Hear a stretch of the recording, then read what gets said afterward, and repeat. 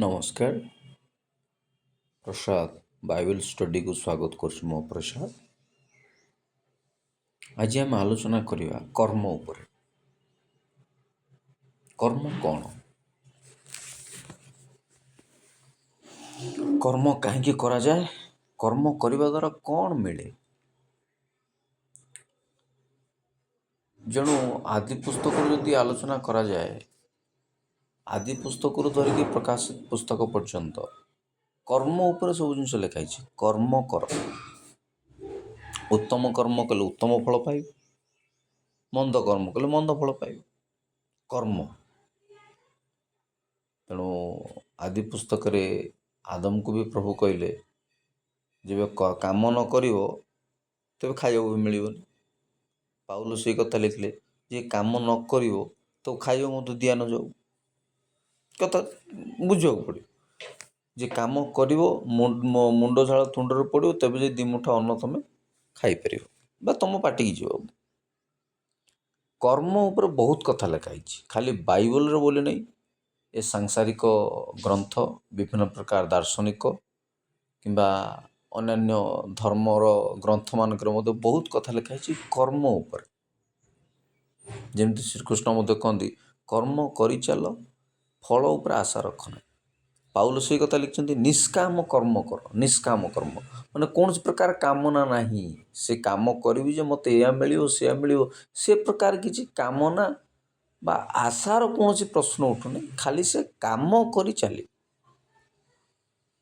ଆଉ କାମ ଯେଉଁ ନିଷ୍କାମ କର୍ମ ବା ଯେଉଁ କାମନା ଶୂନ୍ୟ କାମ ବା କିଛି ନ ପାଇବାର ଆଶା ରଖି ଯେଉଁ କାମ କରନ୍ତି, ତାକୁ ହିଁ ପ୍ରକୃତରେ କର୍ମ ବୋଲି କୁହାଯାଏ। ଯୀଶୁ ଆସିଲେ, ପାଉଲ ଆସିଲେ, ପାଉଲ ମଧ୍ୟ ସେ କଥା ଲେଖିଲେ, କହିଲେ ମୁଁ କ'ଣ ପାଇବି ବା କ'ଣ ପାଇବି ବୋଲିକି ଆଶା ରଖି ମୁଁ କାମ କରୁନି, ମୁଁ କାମ କରି ଚାଲିଛି। କାମ କରିବା ମୋର କର୍ତ୍ତବ୍ୟ। ଯୀଶୁ ସେଇ କଥା କହିଲେ, ଈଶ୍ୱରଙ୍କ ଇଚ୍ଛା ସାଧନ କରିବା ମୋର କର୍ମ ବା କାମ ବା ଖାଦ୍ୟ, ଯାହା ବି ଆପଣ ଯାହା ବି। କାମ କରିବାଟା ହିଁ ସବୁଠୁ ବଡ଼ କଥା। କାମ କରି ଚାଲ, ଫଳ ଉପରେ ଆଶା ରଖନି। ନିଷ୍କାମ କର୍ମ। ପାଉଲ ସେଇ କଥା ଲେଖିଛନ୍ତି, ନିଷ୍କାମ କର୍ମ। ଏମିତିରେ ବି ଯାକୁବ ପୁସ୍ତକ 2ୟ ଅଧ୍ୟାୟ ବୋଧେ ଲେଖା ହେଲା, ସେହିପରି ମଧ୍ୟ ବିଶ୍ୱାସ କର୍ମ ବିନା ନିଜେ ମୃତ। ଯଦି ଆପଣ ବିଶ୍ୱାସ ବି କରୁଛନ୍ତି, ପ୍ରେମ ବି କରୁଛନ୍ତି, ପ୍ରେମ ଆଉ ବିଶ୍ୱାସ, ବାଧ୍ୟତା, ଏସବୁ ଭାରି ଇମ୍ପୋର୍ଟାଣ୍ଟ ଜିନିଷ। ଗୋଟେ ହେଉଛି ପ୍ରେମ, ଗୋଟେ ହେଉଛି ବିଶ୍ୱାସ, ଆଉ ଗୋଟେ ହେଉଛି ପ୍ରେମ, ବିଶ୍ୱାସ ଆଉ କ'ଣ କହିଲି, ବାଧ୍ୟତା। ପ୍ରେମ, ବିଶ୍ୱାସ, ବାଧ୍ୟତା, ଏ ସବୁ 3ଟା ପୂର୍ବରୁ କର୍ମଟା ବେଶୀ ଇମ୍ପୋର୍ଟାଣ୍ଟ। କର୍ମ କରିଚାଲ। ବାଧ୍ୟ ଯଦି ହେଉଛ ତାହେଲେ କାମ କରିବାକୁ ପଡ଼ିବ। ପ୍ରେମ ଯଦି କରୁଛନ୍ତି ତାହେଲେ ତା ପାଇଁ ଖଟିବାକୁ ପଡ଼ିବ, ତା ପାଇଁ ଏଫର୍ଟ ଦେବାକୁ ପଡ଼ିବ, ତା ପାଇଁ ଚିନ୍ତା କରିବ। ଚିନ୍ତା କରିଦେଲେ କିଛି ହୋଇଯାଏନି, ଭାବିଲେ କିଛି ହଏନି, କାମ କରିବାକୁ ପଡ଼ିବ। ଆପଣ ଯଦି ବିଶ୍ୱାସ ବି କରୁଛନ୍ତି, ବିଶ୍ୱାସ ପୂର୍ବରୁ କର୍ମ ମଧ୍ୟ କରିବ। ବିଶ୍ୱାସ ପରେ କର୍ମ ମଧ୍ୟ କରିବ। ଜଣଙ୍କ କଥା ମାନୁଛନ୍ତି, କାମ କରିବାକୁ ପଡ଼ିବ। ପ୍ରେମ କରୁଛନ୍ତି, ତା ପାଇଁ କିଛି କରିବାକୁ ପଡ଼ିବ। ବାଧ୍ୟ ହେଉଛନ୍ତି, ତା ପାଇଁ କିଛି କର୍ମ କରିବାକୁ। ବିନା କର୍ମରେ କିଛି ହଏନି। କର୍ମ ନିହାତି ଦରକାର।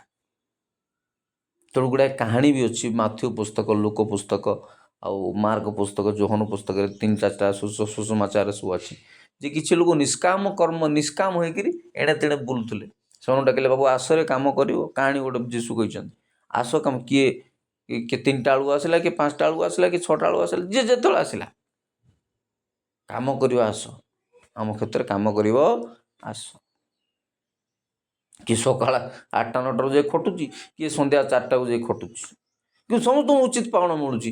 ହେଲେ ତାଙ୍କ ଭିତରେ କଥୋପକଥନ ହେଉଛି ମୂଲ୍ୟମାନଙ୍କ ଭିତରେ, ଆମେ ତ ସକାଳ 8ଟାରୁ ଆସି କାମ କରୁଛୁ, ଆମକୁ ସେ 8 ମିଳୁଛି। ତମେ 4ଟାରୁ ଆସି ଆମେ କାମ କରୁଛୁ, ଆଉ ତମକୁ ସେ 8 ମିଳୁଛି। ସେ ଦୂରକୁ, ସେ ଭିତରକୁ ମୁଁ ଯାଉନି, ସେ ଆସ୍ପେକ୍ଟ ମୁଁ ଯାଉନି।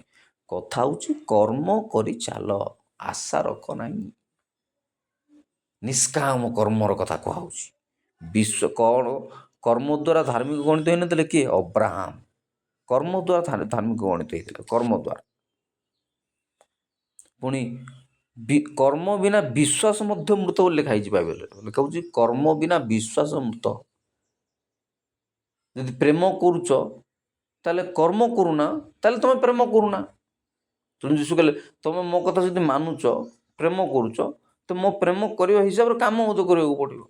ଖାଲି ପ୍ରେମ କରୁଛି ବୋଲି କହିଦେଲେ ହବ ନାହିଁ।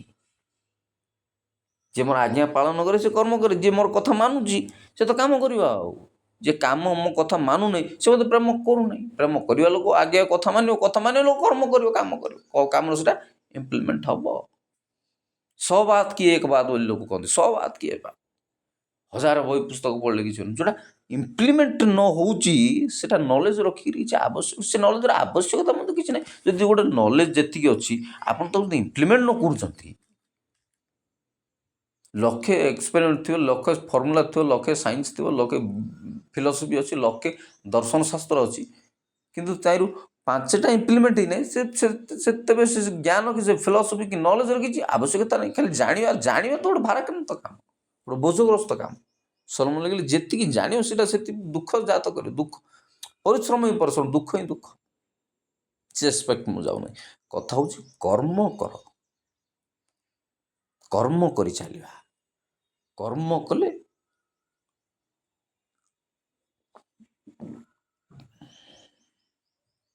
କର୍ମ କରିଚାଲ, ନିଷ୍କାମ କର୍ମ, ବିଶ୍ୱାସ, ପ୍ରେମ ଆଉ ବାଧ୍ୟତା, ଏ 3ଟା ଜିନିଷ ବି ରୁ ହିଁ କର୍ମ ବି ୟା ସହିତ ଗୋଟେ ଏଇଟା ହେବା ଦରକାର। ବିଶ୍ୱାସ ଯଦି କରୁଛ କର୍ମ କରିବାକୁ ପଡ଼ିବ, ପ୍ରେମ ଯଦି କରୁଛ କାମ କରିବାକୁ ପଡ଼ିବ, ବାଧ୍ୟ ଯଦି ହେଉଛ କାମ କରିବାକୁ ପଡ଼ିବ, ଆଜ୍ଞା ପାଳନ ପ୍ରେମ କରୁଛ, ଆଜ୍ଞା କଥା ମାନୁଛ, ବାସ୍ ପ୍ରେମ କରିବାକୁ କର୍ମ କରିବାକୁ। ଯଦି 3ଟା ବିଶ୍ୱାସ, ଭରସା, ପ୍ରେମ, ବିଶ୍ୱାସ, ଭରସା, ପ୍ରେମ, ତିନିଟାରୁ କେଉଁଟା ଜିନିଷ ସବୁଠୁ ବଡ଼? ନା ପ୍ରେମ ସବୁଠୁ ବଡ଼। ବିଶ୍ୱାସ, ଭରସା, ପ୍ରେମ। ଭରସା ଯଦି କରୁଛ, ଜଣଙ୍କ ଆଶା ରଖିଛ, ତେଣୁକରି ବିଶ୍ୱାସ ଅଛି, ତମେ କାମ କରିବାକୁ ପଡ଼ିବ। ସେ ମୋତେ କହିଥିଲା, ତାର ଏକ୍ସପେକ୍ଟେସନ୍ ଯେଉଁଟା କୁହାଯାଏ, ଜଣଙ୍କ ଉପରେ ଭରସା ଅଛି, କାମ କରି ଦେଖିବାକୁ ପଡ଼ିବ। ତେଣୁ ଓଡ଼ିଆ ଜାତି କଥାରେ ଜଣେ ବିଶ୍ୱାସ କରନ୍ତିନି ବୋଲି ଲୋକ କଥା କହନ୍ତି, ଲୋକ କଥାରେ କୁହନ୍ତି ଆମେ କାମ କରିକି ଦେଖିବାକୁ ଦରକାର, କାମ। କିନ୍ତୁ କହିବାଟା ବି ଗୋଟେ ବଡ଼ କାମ। ଏ କଥା ସାଧାରଣତଃ ଲୋକ ଗୁରୁତ୍ୱ ଦିଅନ୍ତି। କହିଲେ କହିଦେଲେ କ'ଣ ହୁଏ? କହିଦେଲେ କ'ଣ ହୁଏ? ଲେକ୍ଚର, ଶିକ୍ଷକ, ବ୍ରାହ୍ମଣ, ପୂଜାରୀ, ଓକିଲ, ଏମାନେ ସବୁ କ'ଣ? ଏମାନେ ସବୁ କଥା ହିଁ କହନ୍ତି। କଥା ଦ୍ୱାରା କାମ ହୁଏ। ଓକିଲ ଜଜମେଣ୍ଟ କୋର୍ଟରେ ଲଢ଼ିବ, କି ଲେକ୍ଚର କ୍ଲାସ୍ରେ ପଢ଼ାଉ, କି ଶିକ୍ଷକ କ୍ଲାସ୍ରେ ପଢ଼ାଉ, ବ୍ରାହ୍ମଣ କି ପ୍ରବଚନ ଦେବ, ସେଟା କେମିତି? ସେଟା ବି ଗୋଟେ କାମ ନା। କହିବାଟା ବି ଏତେ ସହଜରେ ହେଇଯାଏନି ଯେ ଜଣେ ବସିଦେବ ଖାଲି ଭାବିଦେଲେ କହିଦେଲେ। କହିବା ପାଇଁ, ଭାବିବା ସବୁଠୁ କ୍ରିଟିକାଲ କାମ, ସବୁଠୁ କଠିନ କାମ ହେଉଛି ଭାବିବା। ଟୁ ଥିଙ୍କ, ଭାବିବା ସବୁଠୁ କଠିନ କାମ। ସମସ୍ତେ କରିବେ, ତମକୁ ଦେବି ଗୋଟେ ଜିନିଷ ଦେଖିକି କହିବେ ଏଇ ବିଷୟରେ କିଛି ଭାବ, ତମେ ଭାବିବ କ'ଣ? ଭାବିବା ଆଉ ଚିନ୍ତା କରିବା ସଫ୍ଟୱେର କାମ, ଏଗୁଡ଼ା ସଫ୍ଟୱେର କାମ, ମୁଣ୍ଡର ସଫ୍ଟୱେର କାମ ଚାଲିବ। ଏତେ ସହଜ ବି କାମ ନୁହଁ। ଭାବିବା, କହିବା, ଲେଖକ ବା କଥାକାର, ପ୍ରବଚକ, କଥାବାଚକ, ଏଗୁଡ଼ା ଛୋଟିଆ କଥା ନୁହଁ। ବକ୍ତା, ଲେଖକ, ଦାର୍ଶନିକ, ଯେଉଁମାନେ ଶିକ୍ଷକ, ଓକିଲ, ଏମାନେ ବହୁତ କଥା ଭାବିବାକୁ ପଡ଼ିବ, ବହୁତ ଚିନ୍ତା କରିବାକୁ ପଡ଼ିବ, ବହୁତ ପଢ଼ାଇବାକୁ ପଡ଼ିବ, ବହୁତ ତର୍ଜମା କରିବାକୁ ପଡ଼ିବ। ସେମାନେ ତାପରେ ଯେ କହିପାରନ୍ତି। କହିବା ବି ଗୋଟେ ବଡ଼ କାମ। କହିଲେ ତ ପିଲା ଶୁଣିବେ, କହିଲେ ତ ପିଲା ବୁଝିବେ। ଆଉ ଯିଏ ନିଜେ ବୁଝିଛି ସିଏ ଅନ୍ୟକୁ ବୁଝେଇ ପାରିବ। ଲେଖକ ବହୁତ ଅଛନ୍ତି, ବକ୍ତା ବହୁତ ଅଛନ୍ତି, ଓକିଲ ବହୁତ ଅଛନ୍ତି, ବହୁତ ବଡ଼ ବଡ଼ ଲୋକ ସବୁ ବାହାରିଛନ୍ତି। କିନ୍ତୁ କିଛି ଲୋକଙ୍କୁ ଖାସ୍ ଲୋକ ପାଖକୁ ଯିବ ନାଇଁ, ତାକୁ ଯଦି 2ଟା ପଦ କହିଦେବ, ସିଏ 10ଟା ପଦ ଆମକୁ ବୁଝେଇଦେବ। ଡାକ୍ତର ବହୁତ ଅଛନ୍ତି, ନର୍ସ ବହୁତ ଅଛନ୍ତି, ଭଣ୍ଡାରୀ ବହୁତ ଅଛନ୍ତି, ଦୋକାନୀ ବହୁତ ଅଛନ୍ତି, ବେପାରୀ ବହୁତ ଅଛନ୍ତି। କିଛି ଲୋକଙ୍କ ପାଖରେ ଖାସ୍ ଲୋକମାନେ ଥାଆନ୍ତି, କିଛି ଖାସ୍ ଲୋକ ଥାଆନ୍ତି, ତାଙ୍କୁ ଖାଲି ହିଣ୍ଟ ଦେଇଦେଲେ ମାନେ ସେ ଫଟାଫଟ ବୁଝିଯିବେ। ଡାକ୍ତରଙ୍କୁ ପଦେ 2 ପଦ କହିଦେଲେ ଆଜ୍ଞା ଏମିତି ବାସ୍ ମୁଁ ବୁଝିଲି, ନିଅ ଔଷଧ ଚାଲ, ନିଅ ଭଲ ହେଇଯିବ। ତେଣୁ ଖାଲି କଥା, ଆମେ ଓଡ଼ିଆ ଯଦି କ'ଣ କଥା ଖାଲି କହିଲେ କ'ଣ ହୁଏ ଯେ, ସେ କଥାକୁ ମୁଁ ଯାଉନି। କହୁଛି କର୍ମ କରିଚାଲ। କଥା କହିବା ଗୋଟେ କାମ, ଲେଖିବା ଗୋଟେ କାମ। ଲେଖାଟାକୁ ଓଡ଼ିଆ ଲୋକ ଭାରି ଗୁରୁତ୍ୱ ଦିଅନ୍ତି। ଲେଖାପଢ଼ା କରିପାରୁଛନ୍ତି, କହିବାଟାକୁ ଗୁରୁତ୍ୱ ଦେତେ ନାହିଁ। ଏମିତିରେ ବି ସୋଲୋମନ ସେଇ କଥା ଲେଖିଛନ୍ତି ଯେ ବହୁ ବାକ୍ୟର ଅଧର୍ମର ଭାବ ନଥାଏ। କୁଆମୁଣ୍ଡା କପିଳା ହେଲେ ବି କିଛି ଲାଭ ନାହିଁ। କିନ୍ତୁ ଏ ଯୁଗରେ ତ ନଲେଜ ଇକୋନୋମି। ଏ ଯୁଗରେ ନଲେଜ, ଜ୍ଞାନ ହିଁ ଟଙ୍କା, ଜ୍ଞାନ ହିଁ ଅର୍ଥ, କହିବାଟା ହିଁ ଅର୍ଥ। ଆପଣଙ୍କ ମାଇଣ୍ଡରେ କ'ଣ ଅଛି ନ ଅଛି, ଆପଣଙ୍କ ପାଟି ଦିନ ବେଳେ ଲୋକ ଜାଣିବେ କେମିତି? କହିବାଟା ତ କଥା। ଗୁଗୁଲ୍ ଯେମିନି ଆପରେ ଗୁଗୁଲ୍ ଆସିଷ୍ଟାଣ୍ଟ ଅଛି, ସେଥିରେ କହିଦେଲା ମାନେ ଫଟାଫଟ ସେଟା ନେଟ୍ରେ ଆସିଯିବ ଲେଖା ହେଇକି।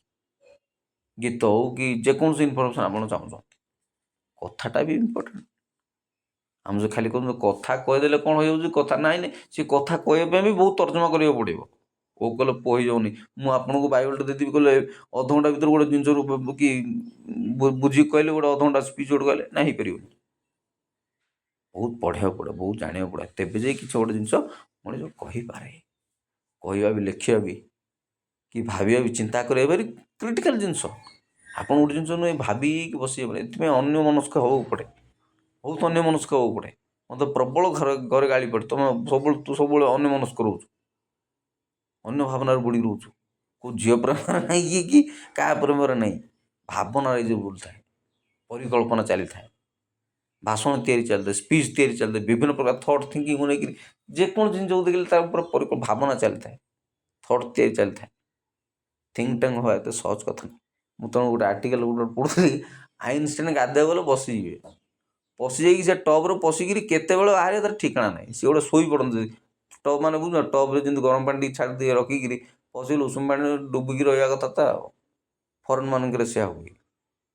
ମୁଁ ସେ ଗାଧୋଇବା କୁଣ୍ଡ ଉଦାହରଣ ତ ଗୋଟେ ଭିଡ଼ିଓରେ ମୁଁ ଦେଉଥିଲି ଆପଣମାନଙ୍କୁ। ପଶିଗଲେ ସିଏ ଛାଇ ନିଦ୍ରାରେ ଶୋଇପଡ଼ିବେ, ବାସ୍ କ'ଣ ସବୁ ଭାବନାରେ ଯେ ବୁଲୁଥିବେ। ସିଏ ବୈଜ୍ଞାନିକ ବା ଲେଖକ, ଦାର୍ଶନିକ, ବକ୍ତା, କଥାକାର, ଓକିଲ, କେତେ କଥା ଧରିବାକୁ ପଡ଼ିବ। ଭାବନା ତ ଇମ୍ପୋର୍ଟାଣ୍ଟ। ଲୋକ ଭାବିବାଟାକୁ ଆଜିକାଲି ବହୁତ ସବୁ ପାଗଲ ଯାଉ ବୋଲନ୍ତି ଲୋକ। ମୋତେ କହନ୍ତି ପାଗଲ ଯାଉ, ପାଗଳ ହେଇଯିବ, ଏମିତି ଏତେ ଭାବିବା କଥା, ପାଗଳ ହେଇଯିବ। ଲେଖକ, ବକ୍ତା, ଦାର୍ଶନିକ, ବୈଜ୍ଞାନିକ, ସଙ୍ଗୀତକାର, ଗୀତିକାର, ଏମାନେ ଯେଉଁ ମୁଣ୍ଡ ଯେଉଁ ତିଆରି ହୁଏ, ବ୍ରେନ୍ ନେଇକି ତ ଲୋକ ଦେଶ ଛାଡ଼ିକି ଅନ୍ୟ ଦେଶକୁ ପଳାଉଛନ୍ତି। ବ୍ରେନ୍ରେ ଦେଶର ସ୍କୋପ୍ ନାହିଁ, କିଛି ନାହିଁ, କାହାକୁ ସ୍କୋପ୍ ତ ମିଳୁନାହିଁ, କାହାକୁ ସେଠି ପ୍ରୋତ୍ସାହନ ମିଳୁନାହିଁ। ସ୍କୋପ୍ ମିଳେ ତ ଲୋକ କିଏ ରହିବେ ଦେଶରେ କାମ କରିବ। ତେଣୁ ଦେଶ ନାଗରିକତା ଛାଡ଼ିକିରି ଏ ଦେଶ ନାଗରିକତା ଛାଡ଼ି ଅନ୍ୟ ଦେଶକୁ ଯାଇକି ସେଟ୍ ହେଉଛନ୍ତି, ସେଠି କୋଟି କୋଟି ଟଙ୍କା କମେଇକି ସେଠେଇକି ଆରାମଦାୟକ ଜୀବନ ବଞ୍ଚୁଛନ୍ତି। ଏଠି କିଛି କୌଣସି ପ୍ରକାର ସ୍କୋପ୍ ନାହିଁ। ଦେଶ ହିଁ ମାଟି, ଆମର ଦେଶ ହିଁ ମାଟି। ତେଣୁ କଥା ଆସ ପଏଣ୍ଟକୁ ଥିଲି ମୁଁ, କର୍ମ ନିଜେ କରୁଛନ୍ତି ନା କରିବାକୁ ଦେଉଛନ୍ତି କାହା। କିଏ କଲେ ଆମେ ମାନିବା ନା, ଆମେ ତ କରିପାରୁନୁ, ତମେ ବି କରିବାକୁ ହବ ନାହିଁ। ଆମେ ଯେମିତି କି ସେମିତି ସରକାର ଦେଉଥାଉ, ଆମେ ଖାଉଥିବା, ସିଷ୍ଟମ୍ ଚାଲୁଥାଉ, ସଂସ୍ଥା ଚାଲୁ। ଏଇ କଥା କହୁଛନ୍ତି ଲୋକ। ବୋଲେ ସଂସ୍ଥା ଚାଲୁ, ସଂସ୍ଥା କେମିତି ଚାଲିବ? ତ ତମେ ଦେଉଥିବ, ଆମେ ନେଉଥିବା, ଦିଆନିଆ ଚାଲିଥିବ, ସମ୍ପର୍କ ଥାଉ, ସମ୍ପର୍କ ଥାଉ।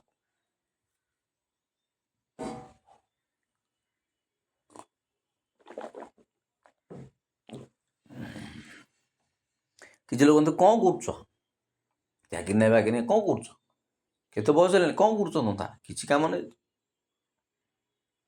ଏତେ ଥିଙ୍କ ଟ୍ୟାଙ୍କ ହେବା ବି ଏତେ ଛୋଟିଆ କଥା ନାହିଁ। ଦୀର୍ଘ 1.5 ବର୍ଷ 14-15 ମାସ ହେଲାଣି ମୁଁ ଆପଣମାନଙ୍କ ଆଗରେ କଥା ରଖୁଛି।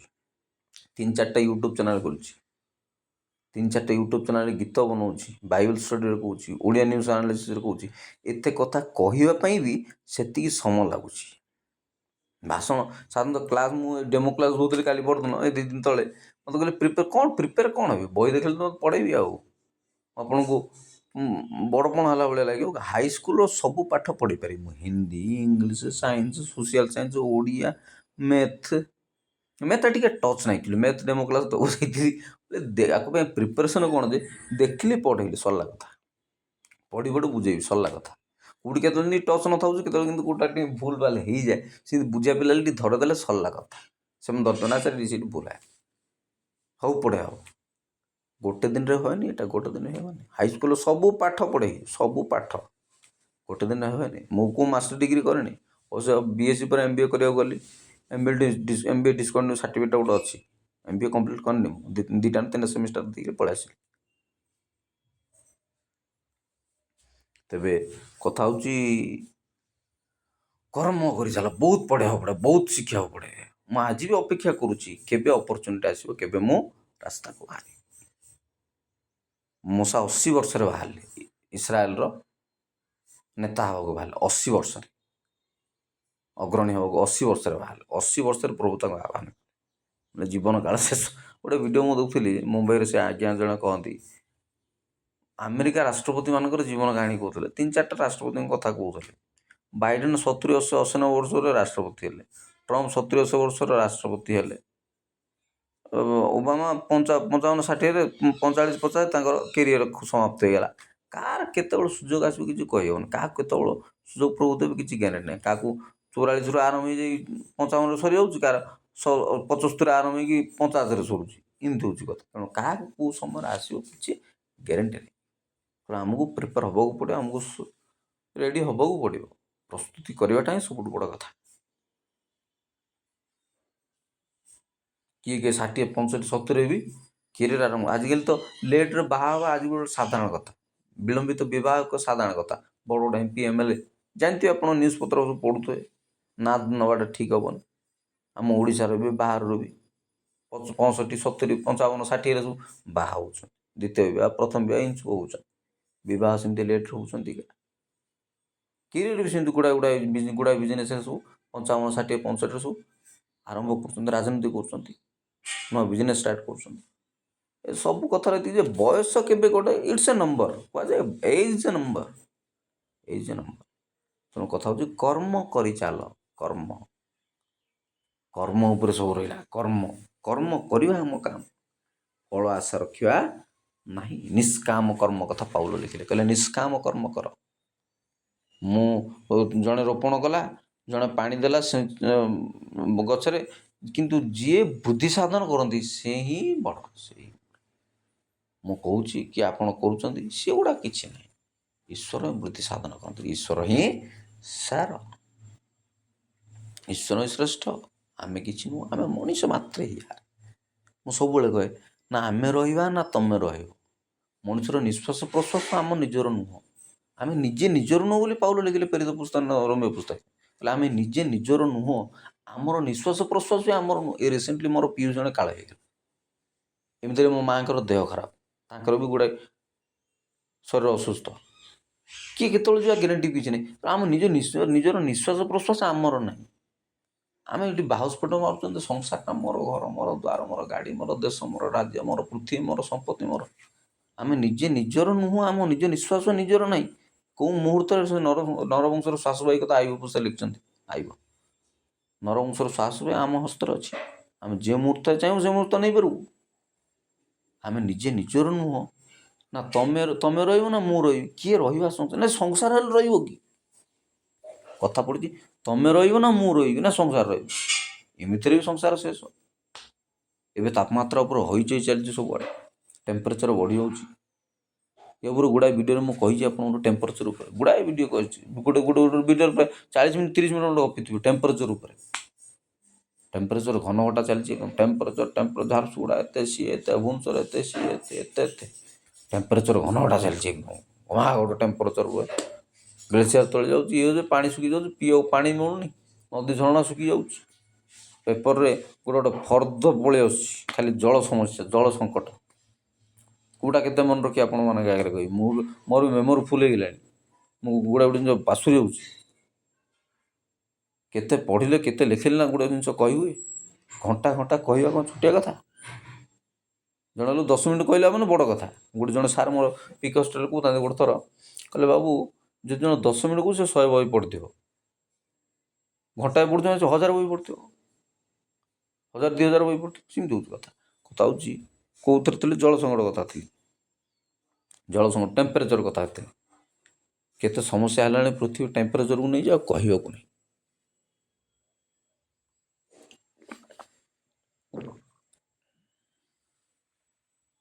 ଟେମ୍ପରେଚର ପୁରା ପ୍ରବଳ ଟେନସନ୍ ହେଲାଣି।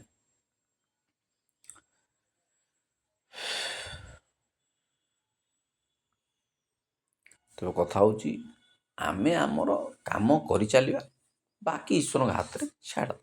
ସେ ଯାହା କରିବେ ତାଙ୍କ ଇଚ୍ଛା। ଆମେ ନିଜେ ନିଜର ନୁହଁ ପରା। ଆମେ ନିଜେ ନିଜର ନୁହଁ। ମୁଁ ରହିବି ନା ତମେ ରହିବ, କେହି ବି ଦୁନିଆ ରହିବେ ନାହିଁ। ତେଣୁ ମୁଁ ସବୁବେଳେ କହେ, ରହି ନାହିଁ କିଏ ରହିବେ ନାହିଁ ଭବରଙ୍ଗ ଭୂମି ତଳେ, ସର୍ବେ ନିଜ ନିଜ ଅଭିନୟ ସାରି ବାହୁଡ଼ିବା କାଳ ଭଳି। ଏଗୁଡ଼ା ଆମର ଓଡ଼ିଆରେ ଜଣେ କବି ଲେଖିଛନ୍ତି। ଦ୍ୱିତୀୟରେ ଟଲଷ୍ଟୟ ନା ସେକ୍ସପିୟର ନା କିଏ ଗୋଟେ କ'ଣ ଲେଖିଛନ୍ତି, ଦୁନିଆ ଏକ ରଙ୍ଗମଞ୍ଚ, ଆମେ ସବୁ ଅଭିନେତା ଅଭିନେତ୍ରୀ, ଆମେ ସବୁ ଅଭିନୟ କରିବାକୁ ଆସିଛେ, ଅଭିନୟ ସାରି ବାହୁଡ଼ି ଚାଲିବା। ଦୁନିଆ ଏକ ରଙ୍ଗମଞ୍ଚ, ଷ୍ଟେଜ୍। ଇଂଲିଶ ତାର ଗୋଟେ ଅଛି, ମୁଁ ତାର ଓଡ଼ିଆ ଅନୁବାଦଟା କହୁଛି। ଆମେ କେହି ରହିନାହିଁ କି ରହିବା ନାହିଁ। ଗୋଟେ ଗୀତ ଅଛି ରହେ ନ ରହେ ହମ୍, ତାପରେ ହିନ୍ଦୀ ଗୀତଟା କ'ଣ ସେଟା ରହେ ନ ରହେ ହମ୍, କ'ଣ ଗୋଟେ ମନେ ପଡ଼ୁନି ଗୀତଟା, ମେହକା କରେଙ୍ଗେ ବନକେ ଶମା ବନକେ କଲି, ଏମିତି କ'ଣ ଗୋଟେ ଗୀତ ଅଛି।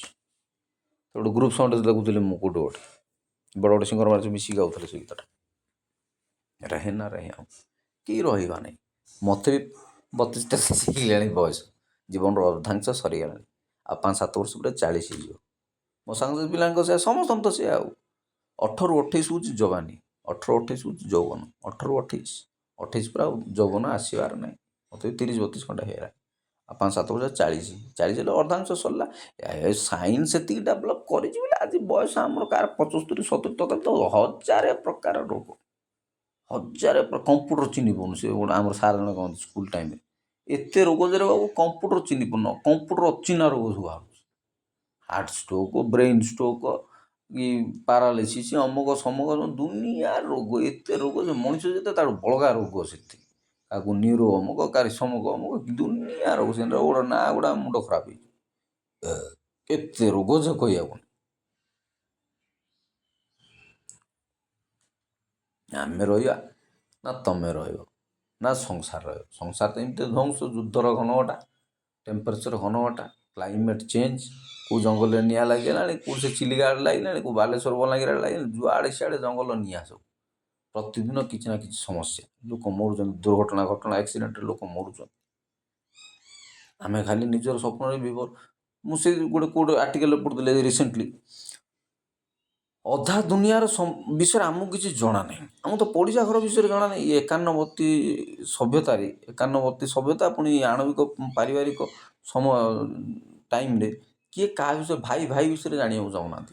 ଯଦି ଆମେ ଅଧା ଦୁନିଆ ବିଷୟରେ ଜାଣନ୍ତେ, ଆମ ଜୀବନର ସବୁ ସମସ୍ୟା ସଲ୍ଭ ହେଇଯାନ୍ତା। କାହିଁକିନା ସେ ପାଶ୍ଚାତ୍ୟ ରାତି ହେଲେ ଆମର ଏଠି ଦିନ, ଆମର ଦିନ ହେଲେ ତାଙ୍କର ସେଇଟା ରାତି। ତ ଅଧା ୱାର୍ଲଡ ଗ୍ଲୋବ୍ ମାନେ କ'ଣ, ପୃଥିବୀର ଅଧାରେ ଦିନ ହେଲେ ଅଧା ରାତି ହେଉଛି, ଅଧା ରାତି ହେଲେ ଅଧା ଦିନ ହେଉଛି। ସେ ଯେଉଁ ଅଧା ଦୁନିଆ ଆମର ପାଶ୍ଚାତ୍ୟ ସଂସ୍କୃତି, ପ୍ରାଚ୍ୟ ସଂସ୍କୃତି, ଆଉ ଏମିତି ଯେଉଁ ଭାଗ ହେଇଛି, ଅଧା ଦୁନିଆ ବିଷୟରେ ଯଦି ଆମେ ଜାଣନ୍ତେ, ଆମର ହଜାରେ ପ୍ରୋବ୍ଲେମ୍ ସଲ୍ଭ ହେଇଯାନ୍ତା। କେମିତି ଚଳୁଛନ୍ତି ସେମାନେ, କେମିତି ବଞ୍ଚୁଛନ୍ତି ସେମାନେ, ଆମ ଅଜ୍ଞ ପରେ। ଆମେ ଦୁନିଆରେ କ'ଣ ଯେ 200-800 କୋଟି ଲୋକ ଅଛନ୍ତି, ଆମକୁ ପରସ୍ପର ବିଷୟରେ ଜାଣିବାର ନାହିଁ, କି ବୁଝିବାର ନାହିଁ, କି ଶୁଣିବାର ନାହିଁ, କି ଜାଣିବାର ତ ନାହିଁ, କିଛି ଜାଣିବାର ନାହିଁ। ଆଉ ଖାଲି ଆମ କଥା ଆମେ ଜାଣିବାର ଅଛି, ଆମ ଚର୍ଚ୍ଚା କରିବାର ଅଛି। ଆ ଘର କୁଟ, ତା ଘର କୁଟ, ତା ଝିଅର କଥା, ଆ ପୁଅର କଥା, ତା ବୋଉର କଥା, ତା ବୁଆରୀର କଥା, ଏହିସବୁ ଚର୍ଚ୍ଚା କରିକି ତାଙ୍କର ଏଇଆ କଲେ, ତାଙ୍କର ସେଇଆ କଲେ, ତାଙ୍କର ଏଇଆ ହେଲା, ତା ଭାଇ ସେଇଆ କଲା, ତା ଭଉଣୀ ଏଇଆ କଲା, ତା ମାଆ ସେଇଆ କଲା, ତା ଶାଶୁ ସେଇଆ କଲା, ତାଙ୍କ ଘର ହେଲାଣି, ତାଙ୍କର ଦ୍ୱାର ହେଲାଣି, ସେ ପିଟାପିଟି, ସେ ମରାମରି, ସେ ଟିଭି ସିରିଏଲ୍, କ୍ରିକେଟ, ଏତେ ଚର୍ଚ୍ଚା, ରାଜନୀତି। ଏବେ ତ ପ୍ରବଳ ମାହୋଲ ବଦଳିଗଲା। ବର୍ଷ 1.5 ବର୍ଷ ହେଲା ଖାଲି ରାଜନୀତି। ଅଧା ଦୁନିଆ ବିଷୟରେ ଯଦି ଆପଣମାନେ ଜାଣନ୍ତେ, ପାଶ୍ଚାତ୍ୟ ସଂସ୍କୃତି କ'ଣ, ପ୍ରାଚ୍ୟ ସଂସ୍କୃତି କ'ଣ, ସେମାନେ କେମିତି ବଞ୍ଚୁଛନ୍ତି, କେମିତି ଚିମୁଛନ୍ତି, କିନ୍ତୁ ଅଧା ଜୀବନର ଅଧା ପ୍ରୋବ୍ଲେମ୍ ସଲ୍ଭ ହେଇଯାନ୍ତା। କେମିତି ବଞ୍ଚୁଛନ୍ତି ସେମାନେ, ପାଣିରୁ, ଘରରୁ, ଦ୍ୱାରରୁ, ଜଙ୍ଗଲରୁ, କାଠରୁ, ଜାଳେଣୀରୁ, ପିଇବାରୁ, ଖାଇବାରୁ, ପିନ୍ଧିବାରୁ, ବସିବାରୁ, ଉଠିବାରୁ, ସବୁ ଜିନିଷ, ଶୋଇବାରୁ, ବସିବାରୁ, ସବୁ ଜିନିଷ ଯଦି ଆପଣ ବୁଝନ୍ତେ, କେମିତି ସେମାନେ ବଞ୍ଚୁଛନ୍ତି। ଆମକୁ ସବୁ ରିଏଲାଇଜ୍ ହୁଅନ୍ତେ, ପ୍ରକୃତରେ ଆମେ କେତେ ଭାଗ୍ୟବାନ, ଆମେ କେତେ ଖୁସିରେ ଅଛନ୍ତି, କି କେତେ ଆମେ ଦୁଃଖରେ, କେମିତି ମ୍ୟାନେଜ୍ କରୁଛନ୍ତି ଆମ ଡେଲି ଲାଇଫ୍କୁ, ଆମ ରିସୋର୍ସ, ୱାଟର, ଏଇର୍, ଜଙ୍ଗଲ, ଘର ଦ୍ୱାର, ପାଣି, ଲ୍ୟାଣ୍ଡ, ସବୁ ଜମି ଜମା କେମିତି ଆମେ ଇସ୍ତେମାଲ କରୁଛନ୍ତି, କେମିତି ୟୁଜ୍ କରୁଛନ୍ତି, ଆମ ସମୟକୁ, ଆମ ଜୀବନକୁ କେମିତି ଆମେ ଚଲାଉଛନ୍ତି, ସେଇଟା ଆମେ ବୁଝିପାରିଥାନ୍ତେ। ଯଦି ଦେଖି ଆଇବା ଲୋକ ତ ଆମକୁ ନ ଦେଖିଲେ ଆଉ ଛଫଡ଼ା କରୁଛି, ଆଉ ଦେଖିବା ଲୋକ କିଛି କରେ, ଦେଖି ଆସିବା ବେଳକୁ ନ ଦେଖିଲେ ଆଉ ଛଫଡ଼ା କରୁଛନ୍ତି। ନା ଆମେ ଜାଣିବାର ଅଛି, ନା ବୁଝିବାର ଅଛି, ଦୁନିଆ କ'ଣ କିଛି 200-800 କୋଟି ଲୋକ ଅଛୁ, କେମିତି ଚାଲୁଛି, କେମିତି ହେଉଛି, କେଉଁ ଦେଶରେ କ'ଣ, କେଉଁ ଗାଁରେ କ'ଣ, ସେ କଥା ନଈକେ ବାଙ୍କ ଦେଶକେ ଫାଙ୍କ ବୋଇଲେ ଗୋଟେ କଥା ଅଛି, ନଈକେ ବାଙ୍କ ଦେଶକେ ଫାଙ୍କ।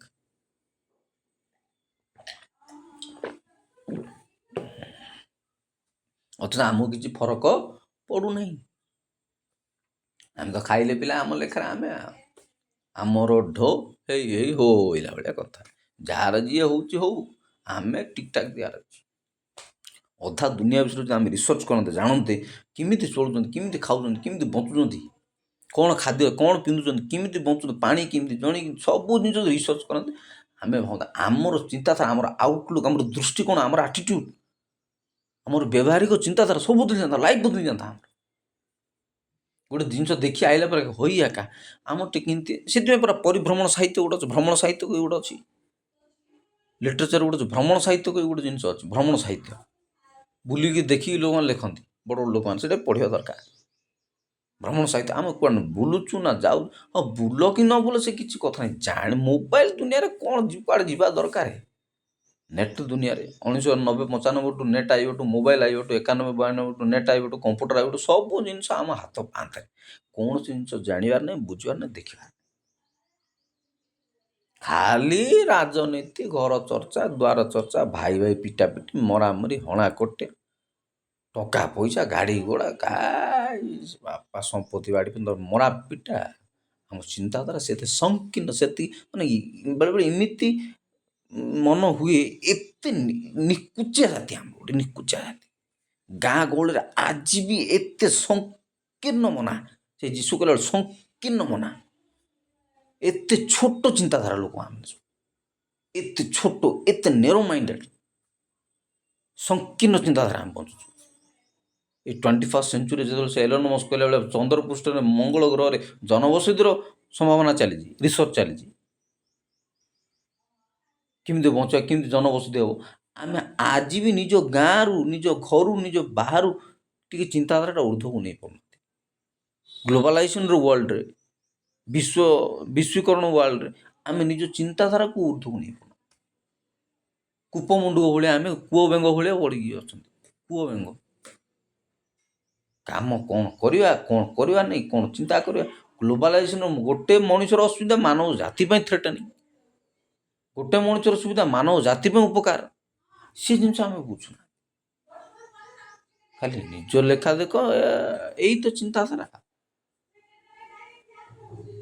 ମାନବ ଜାତି, ଈଶ୍ୱର ଜାତି, ପୃଥିବୀ ଲୋକ ସମସ୍ତେ ଆମେ ପରିବାର, ବସୁଧୈବ କୁଟୁମ୍ବକମର କଥା ଋଷି ମହର୍ଷି ମାନେ କୋଉ କାଳୁ ଭାରତର ପରମ୍ପରାରେ କହି ଯାଇଛି। ସବୁଠୁ ମୂଳ କଥା ଗୋଟେ ଧର୍ମ, ଗୋଟେ ଏମିତି ଅଫିମ ଚଖେଇ ଦେଇଛନ୍ତି ଲୋକ ଏ ଦେଶକୁ, ଧର୍ମ ନାଁରେ ଗଣ୍ଡଗୋଳ, ମରା ପିଟା ତ ଚାଲିଛି। ଏବେ ଧର୍ମ କଥା ଗଲା, ଏବେ ପାର୍ଟି କଥା ଆସିଲା, ରାଜନୀତି, ଦଳୀୟ ମନୋଭାବକୁ ନେଇକି ଲୋକ ମାରପିଟ ହଉଛି। ଧର୍ମଟା ଟିକେ କମିଗଲାଣି, ଧର୍ମ ପ୍ରଭାବିତ ନାହିଁ, ଏବେ ଖାଲି ରାଜନୈତିକ ଦଳ ବଦଳ, ଦଳ କନ୍ଦଳ ବେଶୀ। ଏତେ ସଂକୀର୍ଣ୍ଣ ଚିନ୍ତାଧାରା ଆମେ, ଆରେ କେତେ ଜଣ କହିବ, କେତେ ଜଣ ନିଜେ ନ ବୁଝିଲେ, ନିଜେ ନ ବଦଳିଲେ କିଏ ବଦଳିବ? କିଏ କାହା ପାଇଁ ବଦଳିବ? କିଏ କାହା ପାଇଁ ଖାଇବ? ନିଜେ ନିଜ ପାଇଁ ଖାଇବା କଥା, ନିଜେ ନିଜ ପାଇଁ ପିନ୍ଧିବା କଥା, ନିଜେ ନିଜ ପାଇଁ କରିବେ। ଥରେ ଦୁଇଥର ତିନିଥର ଲୋକ ବୁଝେଇବେ, କରିବେ, ଧରିବେ ନା। ସବୁବେଳେ ଜଣକୁ ପଛରେ ପଡ଼ିବ କି? ସମସ୍ତଙ୍କୁ ସବୁବେଳେ ଜଣକୁ ପିଛାରେ ପଡ଼ିବ ନାହିଁ। ଆମେ ନିଜେ ବଦଳିବାକୁ ଚାହୁଁନାହାନ୍ତି। ମୁଁ କହିଲି ପରା, ଅଧା ଦୁନିଆ ବିଷୟରେ ଯଦି ଜାଣନ୍ତେ, ଏଇଟା ଅଧା ଦୁନିଆ, ସେଟା ଅଧା ଦୁନିଆ, ପାଶ୍ଚାତ୍ୟ ଗୋଟେ ଅଧା ଦୁନିଆ, ପ୍ରାଚ୍ୟ ଗୋଟେ ଅଧା ଦୁନିଆ, ଆମର ଅଧା ଦୁନିଆ ବିଷୟରେ ଯଦି ଅଳ୍ପ ଟିକେ ସମ୍ୟକ ଧାରଣା ବି ହୁଅନ୍ତା, କେମିତି ବଞ୍ଚୁଛନ୍ତି, କେମିତି ଖାଉଛନ୍ତି, ଆଉ ଟାଇମ୍ କେମିତି ମ୍ୟାନେଜ କରୁଛନ୍ତି, ଶିକ୍ଷା କ'ଣ ଆମର ଏଠି ଖାଲି ଧର୍ମ ଅଫିମ ଗୋଟେ ଚାଲିଛି, ପୂଜା ପାଠ, ସେଇଟା ତ ଦରକାର, ଯଜ୍ଞ, ପ୍ରେୟର, ଭୋଗ ରାଗ, ବିଭିନ୍ନ ପ୍ରକାର ଚର୍ଚ୍ଚ, ଅମକ ସମକ, ପର୍ବପର୍ବାଣି, 12 ମାସରେ 13 ପର୍ବ, ପର୍ବପର୍ବାଣି, ପିନ୍ଧା ପିନ୍ଧି, ଖିଆ ପିଆ, ଖାଲି ମନ ମଉଜତା ଆଉ ଉତ୍ସାହ, ଖାଇବା ପିଇବା, ପିନ୍ଧିବା, ନାଟ କରିବା, ବାଜା ଖଣ୍ଡ ବଜେଇକିରି ଖାଲି ତ ଡେଇଁବା, ଏଇଟା ଆମର ଚିନ୍ତା। ଅଧା ଦୁନିଆ ବିଷୟରେ ଯଦି ଜାଣନ୍ତେ, ଆମ ଚିନ୍ତାଧାରା ବଦଳି ଯାଆନ୍ତା। କିଏ କହିବ ନା, ପଢ଼ିଲେ ଜାଣିବେ, ନା ଦେଖିଲେ। ପଢ଼ିବା ବି କ'ଣ ଦରକାର ଯେ, ଆଜିକାଲି ପଢ଼ିବା ବି ଦରକାର ନାହିଁ, ୟୁଟ୍ୟୁବରେ ସବୁ ମିଳୁଛି, ଫେସବୁକ୍, ହ୍ୱାଟ୍ସଆପ୍, ବିଭିନ୍ନ ପ୍ରକାର ସୋସିଆଲ ମିଡ଼ିଆରେ ସବୁ ପ୍ରକାର ଜିନିଷ ଆଭେଲେବଲ୍।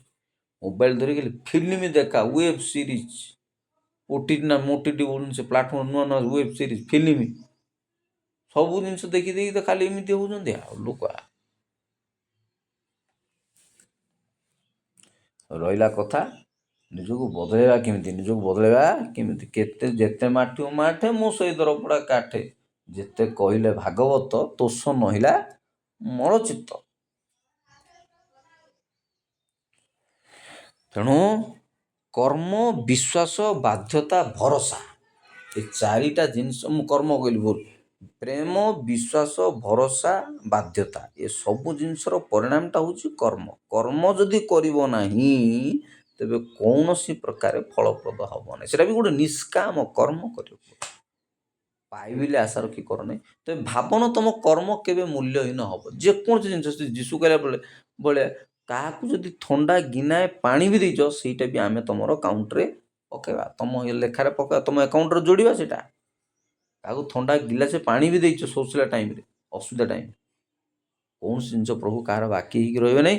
ଯେ ଗୋଟେ ଗୀତ ଅଛି, ସୌଗାତ ଉସ୍କୋ ମିଲେଗି, जिसका जितना है आंचल यहाँ पर उसको सौगात उसको मिलेगी। କହିଲା ଭଳିଆ ଯେତିକି ଆମେ ପାଇବା, ଆମର ଆଚଲ ଅଛି, ଯେତିକି ଆମର ଯୋଗ୍ୟତା ଅଛି, ତାଠୁ ବଳକା ଆମକୁ ପ୍ରଭୁ ଦେବେ। ସମୟ ଲାଗେ, କାହାର କେତେବେଳେ ଟାଇମ୍ ଆସେ। ମୁଁ କହୁଥିଲି ପରା, କିଏ 44 ବର୍ଷ ରାଷ୍ଟ୍ରପତି ହେଉଛି, କିଏ 74 ବର୍ଷ ରାଷ୍ଟ୍ରପତି ହେଉଛି। ସମୟ କାହାର କେତେବେଳେ କେମିତି ଆଉଛି। ସମସ୍ତଙ୍କ ଟାଇମ୍ ଆଇବ। ସେ ଗୋଟେ କଥା ଆମେ ଆଜି ସମସ୍ତଙ୍କ ପାଟିରେ ଥିବ, ଆପନା ଟାଇମ୍ ଆଏଙ୍ଗା, ଆପନା ଟାଇମ୍ ଆଏଙ୍ଗା। ସମସ୍ତଙ୍କ ଟାଇମ୍ ଆସିବ, କିନ୍ତୁ ଟାଇମ୍ ଲାଗେ। ଓ କହିଲେ ଗୋଟେ ଥର ସମସ୍ତେ ଯାକ 10 ଲୋକ ପ୍ରଧାନମନ୍ତ୍ରୀ ହେଇଯିବେ କି? ଜଣକ ପରେ ଜଣକ। ଗୋଟେ ଥର ଗାଁଟାର 10ଟା ଲୋକ ୱାର୍ଡ଼ ମେମ୍ବର ହେଇଯିବେ କି? ନାଇଁ ନା, ଜଣକ ପରେ ଜଣକ, ଜଣକ ପରେ ଜଣକ, ଟର୍ନ ଆସିକି ସେ ଟର୍ମ ଆସି ଆସିବ। ହେଲେ ଆପଣ ପାଳି ଆଇଲା ବେଳକୁ କାକୁ ହେଲେ হয়। ଧୀରେ मन ଧୀରେ ଧୀରେ सब হয়, ମାଲିସିଛି 100 ଘାଡ଼ା, ଋତୁ ଆଏ ଫଲ। ଗୋଟେ ଗଛ ଲଗେଇଦେବେ, ଆଉ 10 ବାଲ୍ଟି ପାଣି ଢାଳି ଦେଇ ସକାଳ ପାଇଲା ବେଳକୁ ଆମ୍ବ ତୋଳି ଖାଇବିଲେ ହେବ କି? ହେବନି। ସେମିତି ହେଉଛି କି? ନାହିଁ। ଗଛ ଲଗାଇବାକୁ ପଡ଼ିବ, ତା ଯତ୍ନ ନେବାକୁ ପଡ଼ିବ। ବର୍ଷ 10 ବର୍ଷ, 20 ବର୍ଷ ହେଲେ ଗଛ ଫଳ ଫଳିବ। ତାପରେ ଆପଣ ଖାଇପାରନ୍ତି କି ଆପଣଙ୍କ ପରପିଢ଼ି ଖାଇପାରନ୍ତି। ତେଣୁ କର୍ମ କେବେ ବୃଥା ଯିବ ନାହିଁ। କର୍ମର ଫଳ ନିଶ୍ଚୟ ଅଛି, ଆଜି ନାହିଁ ତ କାଲି। ତେଣୁ ବାଇବେଲ ଲେଖା ହେଇଛି, ତମର ଚତୁର୍ଥ ପୁରୁଷ ପର୍ଯ୍ୟନ୍ତ ଆମେ ପ୍ରତିଫଳ ଦାତା। ଭଲ ରହୁ କି ଖରାପ ରହୁ, ମଙ୍ଗଳ ରହୁ କି ଅମଙ୍ଗଳ ରହୁ, ତୃତୀୟ ଚତୁର୍ଥ ପିଢ଼ି ପର୍ଯ୍ୟନ୍ତ ଆମେ ତମର ପୁରସ୍କାର ଦେବୁ କିମ୍ବା ଦଣ୍ଡ ଦେବୁ। ପିତୃପୁରୁଷର ପରମେଶ୍ୱର ସେ, ବାଇବେଲ ଲେଖା ହେଇଛି, ପୁରାତନ ନିୟମରେ ଲେଖା ହେଇଛି। ତୃତୀୟ ଚତୁର୍ଥ ପିଢ଼ି ପର୍ଯ୍ୟନ୍ତ ଆମେ ତୁମର ପ୍ରତିଫଳ ଦାତା, ତୃତୀୟ ଚତୁର୍ଥ ପିଢ଼ି ପର୍ଯ୍ୟନ୍ତ ଆମେ ତୁମର ଦଣ୍ଡ ପ୍ରଦାନକାରୀ। ଏମିତି ବହୁତ କଥା ଲେଖା ହେଇଛି। ତେଣୁ ପ୍ରଭୁ ଗୋଟାଏ ପିଢ଼ିରେ ପାଇଁ ପ୍ଲାନ୍ କରୁନାହାନ୍ତି, କେତେ ପିଢ଼ି ଧରି ପ୍ରଭୁ ପ୍ଲାନ୍ କରନ୍ତି। ଆପଣ ଭାବିବେ ହତାଶ ହେଇଯିବେ ଯେ କାଳେ ମୋର ଭାଗ୍ୟରେ ଆଉ ନାହିଁ ପରେ, ଏତେ ପରିଶ୍ରମ କରୁଛି, ଏତେ କଥା କରୁଛି, କିଛି ନାହିଁ। ସେମିତି ଭାବନ୍ତୁ, ପ୍ରଭୁ ସବୁ ଜିନିଷ ପାଇଁ ଗୋଟେ ସମୟ ଅଛି। Everything there is a time.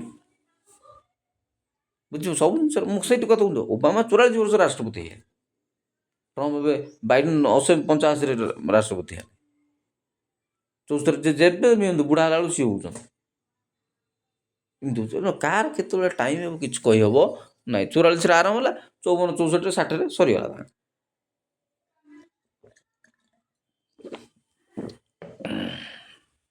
ଜଣଙ୍କର 60ରେ ସରିଲା ବେଳକୁ ଜଣଙ୍କର 65ରେ ଆରମ୍ଭ ହେଉଛି। ଏମିତି ତ କଥା।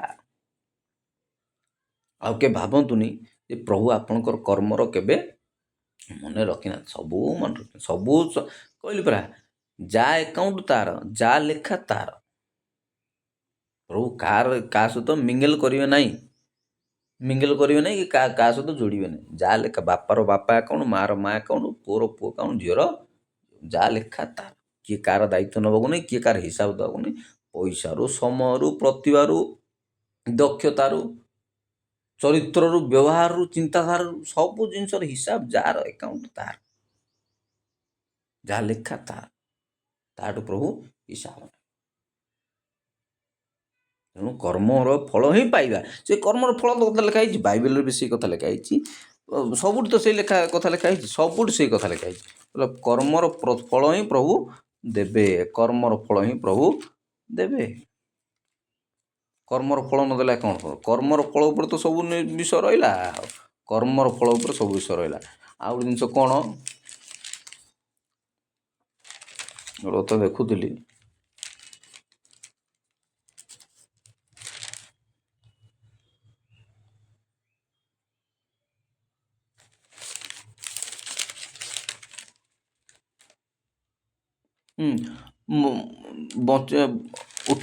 ମୃତ୍ୟୁ ହେଲା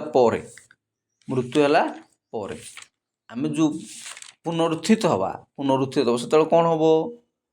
ସେତେବେଳେ ଆମକୁ ମଧ୍ୟ ଆମର କର୍ମର ଫଳ ହିସାବରେ ହିଁ ଆମକୁ ପୁରସ୍କାର ମିଳେ। ତେଣୁ ବହୁତ ଭଜନ ବି ଅଛି, ବହୁତ ଭଜନ ଅଛି, ବହୁତ ଖ୍ରୀଷ୍ଟିଆନ ଗୀତ ବି ଅଛି। ଖ୍ରୀଷ୍ଟିଆନ ଗୀତ କେତେ ଅଛି ମୁଁ ଜାଣିନି, କର୍ମର ଉପରେ, କର୍ମର ଫଳ। ହିନ୍ଦୁ ଭଜନ ବହୁତ ଅଛି, ହିନ୍ଦୁ ଭଜନ ବହୁତ ଅଛି। କର୍ମ ଯୋଡ଼ିବ ନିକିତିରେ ତଉଲିବ, ଉଣା ଥିଲେ ବନ୍ଧୁ ଯୋଡ଼ିଦେବ ବନ୍ଧୁ ହେ, ଏମିତି ସବୁ ଗୀତ ସବୁ ଅଛି। ହିସାବ କିତାବ କରିବ, ଏମିତି ବହୁତ କଥା ଅଛି। ତେଣୁ କର୍ମ ଉପରେ ସବୁ ରହିଲା। ସେ ରିଲିଜନ ଫିଲୋସଫି ହଉ, ଖ୍ରୀଷ୍ଟିଆନିଟି ଫିଲୋସଫି, ଖ୍ରୀଷ୍ଟିଆନିଟିରେ ବି କର୍ମର କଥା ଲେଖା ହେଇଛି, କିନ୍ତୁ ଅନେକ ଲୋକଙ୍କ ପାଟିରୁ ମୁଁ ଏଗୁଡ଼ା ଶୁଣିନି, ମୋତେ ଟିକେ ଭଲ ବି ଲାଗେନି। ମାନେ କ'ଣ ମଞ୍ଚ କଥା କହୁନାହାନ୍ତି, କୁଆଡ଼ୁ କୁଆଡ଼ୁ କଥା ସବୁ ଆଣିକି ଢୁକଉଛନ୍ତି, କିଛି ଗ୍ୟାରେଣ୍ଟି ରହୁନି। ମୋ ଚର୍ଚ୍ଚ ଗଲେ ମୋତେ ଅନେକ ଜଣ ଢୁଙ୍କରା ମାଡ଼େ, ନିଦ ମାଡ଼େ। କଥା ଗୁଡ଼ା ମୋତେ ଚୋଖା ଲାଗିବାର ଅଛି ନା, କଥା ଗୁଡ଼ା ସେମିତି ସଲିଡ଼ ଚୋଖା ହେବା ହେଲେ ମଜା ଆସିବ। ନହେଲେ ମୋତେ ଢୁଙ୍କରା ମାଡ଼େ, ମୋତେ ଖରାପ ଭାବିନି କିଛି। ଏମିତି କେଉଁ କଥା ଗୁଡ଼ା ଆଣନ୍ତି ଯେ କେଉଁଟା ଗୋଟେ ଚୋଖା ଲାଗେ, ମଜା ଆସେନି ଗୋଟେ କଥା ତର୍ଜମା କିଛି କରିକି ସଲିଡ଼ କଥା କିଛି ଆଣନ୍ତି। ସେଇଭଳିଆ କର୍ମ ଉପରେ ସବୁ ରହିଲା। କର୍ମର ଫଳ ହିଁ ଭୋଗିବାକୁ ପଡ଼ିବ। ମରଣ ପରେ ମଧ୍ୟ ବିଚାରରେ ମଧ୍ୟ ଜଜମେଣ୍ଟ, ସମସ୍ତଙ୍କୁ ସବୁ ଧର୍ମର ଗୋଟେ କଥା ଲେଖା ହେଇଛି, ଜଜମେଣ୍ଟ ଗୋଟେ ଅଛି। ସଂସାର ରହିବନି, ସଂସାର ଧ୍ୱଂସ ହେବ, ଆମେ ରହିବନି, ତମେ ରହିବନି, କିଏ ରହିବନି, ସବୁ ମଣିଷ ଜାତି ଧ୍ୱଂସ ହେଇଯିବ। କଳ୍କି ଅବତାର, ଇଏ ସିଏ ସିଏ ସିଏ, ଦ୍ୱାପର ଯୁଗ, ତ୍ରେତୟା ଯୁଗ, କଳି ଯୁଗ, ବହୁତ କଥା ଲେଖା ହେଇଛି। ତେଣୁ ସେଇ ହିସାବରେ ସବୁ ଶେଷ ହେବ, ସବୁ ଧ୍ୱଂସ ହେବ। ବାଇଶ ବାଜେ ଖେଳିବା ମନ ବହିଲା ଭଳିଆ ସମୁଦ୍ର ଶୁଷ୍କ ହେବ ବୋଲି ବାଇବେଲ ଲେଖା ହେଇଛି, ଆଇଜା 19 ଲେଖା ହେଇଛି। ଭାରତ ପାଇଁ, ଭାରତ ମିଶର ବିଷୟ, ଭାରତ ସେଇଟା ଭାରତକୁ ଇଙ୍ଗିତ କରି ଲେଖା ହେଇଛି। ସମୁଦ୍ର ଶୁଖିଯିବ, ପାଣି ଶୁଖିଯିବ, ଗଙ୍ଗା ନଦୀ ଶୁଖିଯିବ, ସମୁଦ୍ର ଶୁଖିଯିବ, ସେତିକି ଖରା ହେବ, ଜଙ୍ଗଲ ଜମି ସବୁ ଶୁଖିଯିବ, ମୌଳିକ ବସ୍ତୁ ସବୁ ତରଳିଯିବ ବୋଲି କହୁଥିଲେ ମୁଁ ଗୋଟେ ଭିଡ଼ିଓରେ, ପିତର ପୁସ୍ତକ ଲେଖା ହେଇଛି। ଏମିତି ହେଇକି ସବୁ ସଫା ହେଇଛି। କୋଉଠି ସେ ରହିଲା, ସେ କ'ଣଟା ସେଟା ରହିଲା, ସେଟା ଏଇଠି ରହିଲା, କୋଉଠି ସେଟା କେତେ ପର୍ବରେ ଲେଖା ହେଇଛି।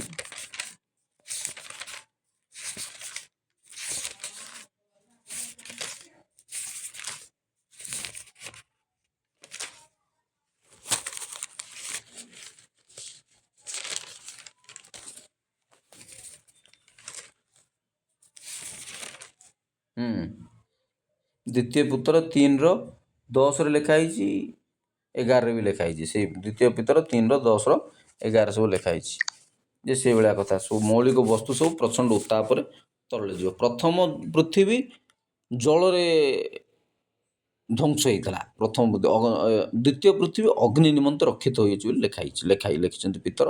ପ୍ରଥମ ପୃଥିବୀ ଜଳରେ ଧ୍ୱଂସ ହେଇଥିଲା, ଦ୍ୱିତୀୟ ପୃଥିବୀ ଅଗ୍ନି ନିମନ୍ତେ ରକ୍ଷିତ ଅଛି। ଅଗ୍ନି ବୋଲେ କ'ଣ, ପୁରା ପ୍ରଚଣ୍ଡ ଖରା ହେବ, ପ୍ରଚଣ୍ଡ ତାପମାତ୍ରା ବଢ଼ିଯିବ।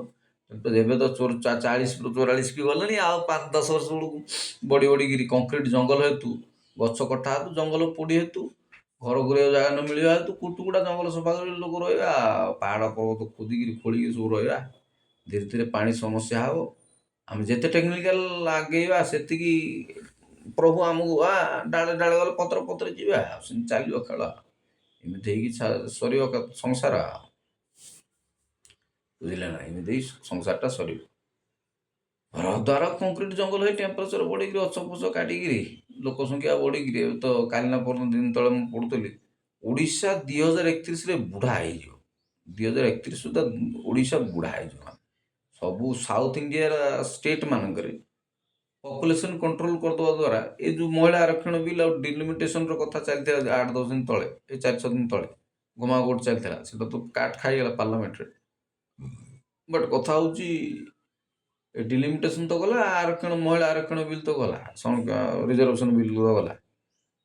2031 ସୁଦ୍ଧା ଓଡ଼ିଶା ବୁଢ଼ା ହେଇଯିବ। ଓଡ଼ିଶା ବୁଢ଼ା ହେଇଯିବ କଥା ଗୋଟେ ପେପର ଆସିଥିଲା। ମୁଁ ଏତେ ତ ବିଶେଷ ଭିତରକୁ ଯାଇନି, ଖାଲି ହେଡ଼ଲାଇନ୍ସ ପଢ଼ିକି ରହିଲି। ମୁଁ ତ ଏ କଥା କହୁଥିଲି ବି, ଆମର 314 ବ୍ଲକରେ ଓଡ଼ିଶାରେ 5 ଲକ୍ଷ ପିଲାଙ୍କର ବି ସମ୍ଭାବନା ଅଛି ନା ନାହିଁ, ମୋର କାହିଁ ଡାଉଟ୍। 5 ଲକ୍ଷ ପିଲା ବି ଥିବେ କି ନାହିଁ ସନ୍ଦେହ। ଏମିତିରେ ଆମେ ସବୁ ବୁଢ଼ା ପ୍ରୌଢ଼ ହେଇଗଲେଣି, ଏବିକା ପିଢ଼ି ବି ବାହା ହେବାକୁ ଚାହୁଁନ୍ତି। ଯେ ବିବାହ ଅଦର ଏସ୍ପେକ୍ଟ, ସେ ଭିତରକୁ ମୁଁ ଯାଉନି। ମ୍ୟାରେଜ୍ କରିବାକୁ କାହାର ଇଚ୍ଛା ଅଛି ନ ଇଚ୍ଛା ଅଛି, ସେ ଗୋଟେ ବଡ଼ ଏସ୍ପେକ୍ଟ, ସେ ଭିତରକୁ ମୁଁ ଯାଉନାହିଁ। ସେଗୁଡ଼ା ଗୁଡ଼ାଏ ଥର ଡିସ୍କସ୍ ବି ମୁଁ କରିଛି। ଆଉ ବାଇବେଲ ଚର୍ଚ୍ଚା କରୁ କରୁ ଗୁଡ଼ାଏ କଥା ଆମେ ଆସିଗଲା ମୁଣ୍ଡକୁ। ଏଗୁଡ଼ା ବି ଆନୁଷଙ୍ଗିକ କଥା ହିଁ, ଦୁନିଆରେ କ'ଣ ଚାଲିଛି ନ ଚାଲିଛି, ଖାଲି ପ୍ରବଚନ ଦେଲେ ହଏନି, ଖାଲି ବାଇବେଲ ଭିତରୁ ଖାଲି ପଦରୁ ପଦ ମିଶେଇ କାଢ଼ିକି ତ ଦୁନିଆରେ କ'ଣ ଚାଲିଛି, ଦୁନିଆରେ କ'ଣ ହେଉଛି, ପିଢ଼ି କ'ଣ ହେଉଛି, ପରବର୍ତ୍ତୀ ପିଢ଼ି କ'ଣ ହେବ, ବର୍ତ୍ତମାନ ପୁରୁଷ କ'ଣ ଚିନ୍ତାରେ ଅଛି, କେଉଁ ସମସ୍ୟା ସହିତ ଯୁଝୁଛି, ସବୁ ଜିନିଷକୁ ତର୍ଜମା କରି ବାଢ଼ିବା ଲୋକମାନଙ୍କ ଆଗରେ ହିଁ ସେଇଟା ହିଁ ସମସାମୟିକ ଏକଦମ ଠିକ୍ ମେସେଜ ବୋଲି ଲୋକ କହିବେ। ଖାଲି ଆପଣ କହୁଥିବେ ପଦ ପଦ ମିଶେଇକିରି 18ଟା ରେଫରେନ୍ସ ଦେଇକିରି କେଉଁଟା କେଉଁ କଥା କୁଆଡ଼େ ବାଉନ୍ସ ହେଉଥିବ, କାହାର ମୁଣ୍ଡକୁ ପଉନଥିବ, କିଛି କାମରେ ଆଉନଥିବ, ସେମିତି କିଛି ମେସେଜ ଦେବାଟା ମୋତେ ପସନ୍ଦ ଲାଗେନି। ତେଣୁ ମୁଁ ନ୍ୟୁଜ୍ ସବୁ ଧରିକିରି ସବୁବେଳେ ବସେ। ବାଇବେଲ ତ ପଢ଼େ ବୋଲି ନ୍ୟୁଜ୍ ସବୁ ଧରି ସବୁବେଳେ ବସେ। ଆଉ କଥା ହେଲା 2031 ସୁଦ୍ଧା ଓଡ଼ିଶା ବୁଢ଼ା ହେଇଯିବ। 2031 ହେଲେ 2026 ହେଲା 5 ବର୍ଷ, 29ରେ ଜେନେରାଲ ଇଲେକ୍ସନ୍ ହେବ, ଆଉ 2-4 ବର୍ଷର କଥା। 31 ସୁଦ୍ଧା ଓଡ଼ିଶା ବୁଢ଼ା ହେଇଯିବ। ସେ କଥା ମୁଁ ଆଉ ବିଶେଷ ପଢ଼ିନି, ଖାଲି ହେଡ଼ଲାଇନ୍ସ ଦେଖିକି ରହିଗଲି। ଦେଖନ୍ତୁ କ'ଣ ହେଉଛି, ଆମର ପରବର୍ତ୍ତୀ ପିଢ଼ି କେମିତି ହେବେ, କେମିତି ସମୟ ଆସିଲାଣି ସବୁ, ଆଉ ପିଲା ସଂଖ୍ୟା ବି ତ ନାହିଁ। ମୁଁ ଗୋଟେ ଥର ହିସାବ କରି ବତଉଥିଲି, ବୋଧେ କେଉଁଥିରେ ଆନାଲିସିସ୍ରେ ବତଉଥିଲି, ଓଡ଼ିଆ ଆନାଲିସିସ୍ରେ ବତଉଥିଲି, 314 ବ୍ଲକରେ ଯଦି ଗୋଟେ ବ୍ଲକ ପିଛା 12 କି 14 କି 15,000 ପକେଇଲେ ବି 15 ତିରିକି 45, 4.5 ଲକ୍ଷ ବା 5 ଲକ୍ଷ ପିଲା ଧରନ୍ତୁ, 5 ଲକ୍ଷ ପିଲା ବି ଆମ ଓଡ଼ିଶାରେ ହେବେ କି ନାହିଁ ସେଇଟା ବି ଡାଉଟ୍। ଜନସଂଖ୍ୟା କଣ୍ଟ୍ରୋଲ କରିଦିଆଯାଉଛି। ସାଉଥ ଇଣ୍ଡିଆ ମାନଙ୍କରେ, ନର୍ଥ ଇଣ୍ଡିଆ ମାନଙ୍କରେ କଣ୍ଟ୍ରୋଲ ଏତେ ହେଇନାହିଁ, ତେଣୁ ତାଙ୍କର ପପୁଲେସନ୍ ଅଧିକା, ତାଙ୍କୁ ଯଦି ଡେଲିମିଟେସନରେ ତାଙ୍କ ସଂଖ୍ୟାଟା ଟିକେ ଅଧିକା ପଡ଼ିଯିବ, ଅଧିକା ଆସିଯିବ। ଆମର 6ଟା 7ଟା ବେଳେ 10ଟା 20ଟା 25ଟା ହେଇକି ବଢ଼ିବ। ଏମିତି କହୁଛି, ଓରାଲି ଖାଲି କହୁଛି। ଏମିତି ତ ନର୍ଥ ଇଣ୍ଡିଆରେ 12ଟା ବେଶୀ ପଡ଼ିଯିବ। ସେ ଭିତରେ ରିଜନାଲ ପାର୍ଟି ସବୁ ଅଛି, ଏସବୁ କଥାକୁ ନେଇକିରି ବହୁତ ଘଣ୍ଟା ଚକଟା ହେଇକିରି କଟିଗଲା। ଆଉ ମହିଳା ଆରକ୍ଷଣ ବୋଲି କାଟ ଖାଇଲା। ପପୁଲେସନ୍ କଣ୍ଟ୍ରୋଲ କରିଦେଇକିରି ଆମେ, ସେଇଟା ଗୋଟେ ସମସ୍ୟା, ଗୋଟେ ପ୍ଲସ୍ ହେଲେ ତ ଗୋଟେ ମାଇନସ୍। ମୁଁ ତାକୁ ପ୍ରଥମରୁ ଗୋଟେ 2ଟା ଭିଡ଼ିଓ ମୁଁ ଯେଉଁ କହୁଥିଲି ଆମର ସେ ସୁଧୀର ଭାଇର ଚ୍ୟାନେଲରେ, କ'ଣ ସେଟା ମୋ ଟ୍ୟୁସନ୍ ନା କ'ଣ ଗୋଟେ ଚ୍ୟାନେଲ ଆମେ ଚଲେଇଥିଲୁ, ସେ ଚ୍ୟାନେଲରେ ମୁଁ କହୁଥିଲି ଦାରିଦ୍ର୍ୟ ପାଠରେ ଯେ କେମିତି ଜନସଂଖ୍ୟାର ବିସ୍ଫୋରଣ, ଜନସଂଖ୍ୟାର ଆଉ ସମସ୍ୟା, ବିସ୍ଫୋରଣ ହେଲେ କ'ଣ ହେବ, ଜନସଂଖ୍ୟା କମିଲେ କ'ଣ ହେବ, ଅର୍ଥନୀତି ଉପରେ କ'ଣ ପ୍ରଭାବ ପଡ଼ିବ, ଏ ଉପରେ ସମ୍ୟକ ଆଲୋଚନା ଆମେ କରୁଥିଲୁ। ଯେତିକି ମୋର ଜ୍ଞାନ ଅଛି, ମୁଁ ତ ଏତେ ବି କଥା ଜାଣିନି, ଏତେ ବି ପାଠ ପଢ଼ିନାହିଁ, ଯେତିକି ଜାଣିଛି, ଯେତିକି ବୁଝୁଛି, ସେତିକି ହିସାବରେ ଆପଣମାନଙ୍କ ଆଗରେ ପେଶ କଲି। ଜନସଂଖ୍ୟା ବିସ୍ଫୋରଣ ହେଲେ କ'ଣ ହେବ, ସଂଖ୍ୟା କମିଲେ କ'ଣ ହେବ, ଅଳ୍ପ ଟିକେ ସମସ୍ୟା, ଅଳ୍ପ ଟିକେ ତର୍ଜମା କରିକି ସମୀକ୍ଷା କରିକି ମୁଁ କହୁଥିଲି ଆପଣମାନଙ୍କୁ। ଦେଖନ୍ତୁ ଆପଣମାନେ ସେ ମୋ ଟ୍ୟୁସନ୍, ସେ ମୋ ସୁଧୀର ଭାଇର ମୋ ଟ୍ୟୁସନ୍ ଚ୍ୟାନେଲ୍ ଅଛି, ସେଠି ପାଠ ପଢ଼ୁଥିଲି। ପିକେ କ୍ଲାସ୍ ଗୋଟେ ଚ୍ୟାନେଲ୍ ଅଛି, ଆଉ ପ୍ରସାଦ ବାଇବେଲ ଷ୍ଟଡି ଗୋଟେ ଚ୍ୟାନେଲ୍ ଅଛି, ଆଉ ପ୍ରସାଦ କୁମାର ମାଳି ମ୍ୟୁଜିକ୍ ଗୋଟେ ଚ୍ୟାନେଲ୍ ଅଛି, ଓଡ଼ିଆ ଆନାଲିସିସ୍ ଗୋଟେ ଚ୍ୟାନେଲ୍ ଅଛି। ଆଜିକାଲି ଗୁଡ଼ାଏ ଏଜିବି ନାଁରେ ଗୁଡ଼ାଏ ଲୋକ ଖୋଲି ପକେଇଲେଣି, ଏଜିବି ଚ୍ୟାନେଲ୍ ସବୁ କରି ପକାଉଛନ୍ତି। ଯିଏ ଯାହାର ସିମିଲାରିଟି ନାଁ ଗୋଟେ ନେଇକିରି ସବୁ ଚ୍ୟାନେଲ୍ କରିଦେଉଛନ୍ତି। କରନ୍ତୁ, କାହା କରିବାକୁ ମନା ଅଛି ନା, କାହାକୁ କରିବାକୁ ମନା ଅଛି। ସୋସିଆଲ ମିଡ଼ିଆ ଯୁଗ, ଯିଏ 10ଟା ଗୋଟେ ଚ୍ୟାନେଲ୍ କରିକି କହିଲେ ବି କିଛି ଅସୁବିଧା ନାହିଁ। ସେଇଟା ତ ଆଜିକାଲି ଇନକମ୍ର ସୋର୍ସ। ଦେଶ ବିକଶିତ ହେବ, କେମିତି ବିକଶିତ ହେବ? ଲୋକ କରିବା ଦରକାର, କାମ କରିବା ଦରକାର। ଆମ ମଝିଆ ଭାଇ ଗୋଟେ କଥା କହନ୍ତି ସବୁବେଳେ, ଟଙ୍କାର ପବନରେ ଉଡ଼ୁଛି, ଧରି ପାରିଲେ ହେଲା, କ୍ୟାଚ୍ କରିପାରିଲେ ହେଲା, ସବୁବେଳେ କହନ୍ତି ଟଙ୍କା ପବନରେ ଉଡ଼ୁଛି। ସତ କଥା। ୟୁଟ୍ୟୁବ୍, ଫେସବୁକ୍, ହ୍ୱାଟ୍ସଆପ୍, ଏ ସୋସିଆଲ ମିଡ଼ିଆ ମାନଙ୍କରେ ଭିଡ଼ିଓ, ନିଜର ମେସେଜ, ନଲେଜ ଇକୋନୋମି ପରା, ନଲେଜ, ଆପଣ ଟଙ୍କା ମିଳିବ, ଆପଣ ଜ୍ଞାନ ବାଣ୍ଟି ପାରିବା ଦରକାର, କଥା କହିପାରିବା ଦରକାର, ଲୋକଙ୍କ ଆଗରେ ପେଶ କରିପାରିବା ଦରକାର, ଲୋକ ଶୁଣିବେ, ବୁଝିବେ, ସବୁ ଜିନିଷ ହେବ, ସବୁ ଜିନିଷ ହେବ।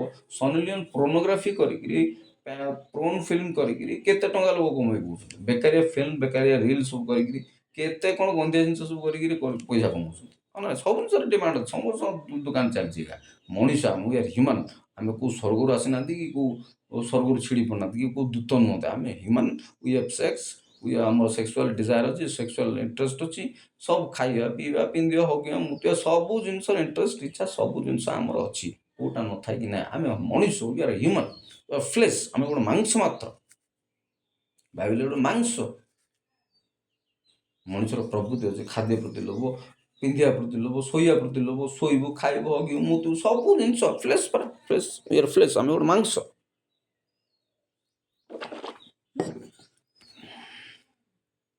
ତେଣୁ ବେଳେବେଳେ ବଡ଼ ବଡ଼ ଲୋକଙ୍କୁ ଆମେ ସେମାନେ ସେମିତି ହୁଅନ୍ତି, ବଡ଼ ବଡ଼ ଲୋକ ଏମିତି ହେବେ ନାହିଁ। ସେମାନଙ୍କର ବେଶୀ ପ୍ରବୃତ୍ତି। ତେଣୁ ମୁଁ କହେ ସବୁବେଳେ, ଗୁଡ଼ାଏ ଭିଡ଼ିଓରେ କହେ, ଯିଏ ଯେତେ ସଫଳ କାମୀ ଲୋକ, ସିଏ ସେତିକି, ଆମ ଓଡ଼ିଆରେ କହନ୍ତି, ଦାରିଆ ହେଇଥିବ, ଆଉ ସେତିକି ରୋମାଣ୍ଟିକ ଲୋକ ହେଇଥିବ, ସେତିକି ଖରାପ ଲୋକ ହେଇଥିବ। ଯେତିକି ବଡ଼ ଲୋକ ହେଇଥିବ, ସେତିକି ଦାରିଆ, ସେତିକି ଖରାପ ଲୋକ ହେଇଥିବ। କିଛି ଖରାପ ହେବନି, ସିଧା କଥା କହୁଛି, ମୁଁ ସିଧା କଥା କହୁଛି, ଏତେ ଖରାପ ହେବନି। The person who is so successful, he is most sexed and romantic person ହେଇଥିବ। ଏଇଟା ଥିଙ୍କ ଆଣ୍ଡ ଗ୍ରୋ ରିଚ୍ ବହି ମୁଁ ପଢ଼ିଛି। ମୋର ଗୋଟେ ସାଙ୍ଗ ଭୁବନେଶ୍ୱର ଥିଲା, ମୋ ରୁମ୍ମେଟ୍, ସେ ଗୋଟେ ଆଣିକି ଦେଇଥିଲା ବହିଟା, ମୁଁ ପଢ଼ିକିରି ବୁଝିଛି। ଯେ ଯେତିକି ସଫଳ କାମୀ, ଯେ ଯେତିକି ସକ୍ସେସଫୁଲ୍, ସେ ସେତିକି ସେକ୍ସଡ୍ ଆଣ୍ଡ ରୋମାଣ୍ଟିକ ହେଇଥିବ। ଆଉ ସାଧାରଣତଃ ଆମ ଗାଁ ଗହଳି ସବୁ ଲୋକ କହନ୍ତି ଯେତେ ବଡ଼ ଲୋକ ସବୁ ବେଶୀ କୃଷ୍ଣକମଳା ଲୋକମାନେ ହେଇଥିବେ। କୃଷ୍ଣକମଳା ଥିବା ଲୋକମାନେ ବଡ଼ ଲୋକ ହେବେ। ନାରୀ ଲୀଳା କରିବା ଲୋକମାନେ ବଡ଼ ଲୋକ, ସେ ରାଜନୀତି ହୁଅନ୍ତୁ ଗୁଡ଼ାଏ ବଡ଼ ବଡ଼ ଲୋକମାନେ ହୁଅନ୍ତୁ, ରାଜନୀତି ମାନଙ୍କୁ ବି ପ୍ରାୟ ବଡ଼ ଲୋକ ବୋଲି ଭାବନ୍ତି। ବଡ଼ ଲୋକ ବୋଲି ଦୁନିଆ ସୋସାଇଟିର କିଏ ନାହିଁ, ରାଜନୀତି ଲୋକମାନଙ୍କୁ ବଡ଼ ଲୋକ ଭାବନ୍ତି। ସେମାନଙ୍କ କଥାରେ ତ ସବୁ ଚାଲେ। ବୁଝିପାରୁଛନ୍ତି ନା? ରାଜନୀତି ଲୋକମାନେ କୃଷ୍ଣକମଳା ଲୋକ ଥିବେ ବୋଲି ଭାବନ୍ତି। କୃଷ୍ଣକମଳା ଲୋକମାନେ ରାଜନୀତି ହୁଅନ୍ତି, ରାଜନୀତି କରିବା ଲୋକମାନେ କୃଷ୍ଣକମଳା ଲୋକ ଆଗେ ହେଇଥାନ୍ତି। କୃଷ୍ଣକଳା ଆମ ବାପାଙ୍କ ପାଟିରେ ଶୁଣିଛି, କୃଷ୍ଣକଳା କରିବେ ଲୀଳା, ଜୟ କଳା, ଏମିତି ସବୁ କଥା। ତେଣୁ କର୍ମ କରିଚାଲ, କର୍ମରେ ଆଶା ରଖ, କର୍ମ ଫଳରେ ଆଶା ରଖ ନା, କାମ କରିଚାଲ। Person who is more successful is person who section romantic, ବହୁତ ସକ୍ସେସ୍ ହେଇଥିବ, ବହୁତ ରୋମାଣ୍ଟିକ୍ ହେଇଥିବ। ବୁଝିପାରୁଛନ୍ତି? କୃଷ୍ଣକଳା ଲୋକମାନେ ବଡ଼ ଲୋକ ହୁଅନ୍ତି, ଏମିତି ସବୁ କଥା ଅଛି। ତ କଥା କୁଆଡ଼େ ଯାଇ କୁଆଡ଼େ ମାଡ଼ିଗଲା, ମାଡ଼ୁ ଯୁଆଡ଼େ ମାଡ଼ୁ, ମନ ତ ଗପିବା କଥା। ଆଉ ମୋଦି କରନ୍ତି ମନ କି ବାତ, ହାମ କରନ୍ତି ଦିଲ୍ କି ବାତ। ସେ ମନ କି ବାତ କହିଲେ ଆମେ ଦିଲ୍ କି ବାତ କହିବା, କ'ଣ ଅସୁବିଧା ଅଛି? ଅସୁବିଧା କିଛି ନାହିଁ। ଗୋମାତାରେ କହୁଛି କଥା ଅଛି, ଦେହକୁ ନେବେନି। ସେ ମନ କି ବାତ କରୁଛି, ତେଣୁ ଦିଲ୍ କି ବାତ କରିବା। ଦିଲ୍ କି ଦିୱାନି, ଆମ ଗାଁ ଗହଳି କହନ୍ତି ଦିଲ୍ କି ଦିୱାନି। ଯେ ଦିଲ୍ କି ଦିୱାନି ହେଇଯିବା ଆମେ।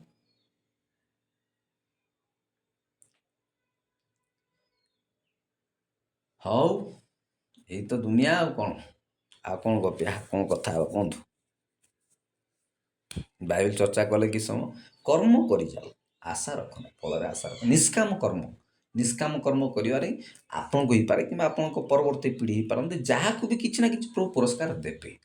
ପୁରସ୍କାର ନ ଦେଇକି ନାହିଁ, ପୂର୍ବବର୍ତ୍ତୀ କର୍ମର ଫଳ ଆମେ ଲୋକ କୁହନ୍ତି ତା ପୂର୍ବପୁରୁଷର ପିଢ଼ିର କର୍ମର ଫଳ ଭୋଗୁଛି, ତା ବାପା ଏମିତି କରୁଥିଲା, ତା ମା ସେମିତି ହେଇଥିଲା, ତା ଫଳ କୁଆଡ଼େ ଯିବ? ସେମାନେ ବୁଣିଛନ୍ତି, ଆମେ କାଟିବା?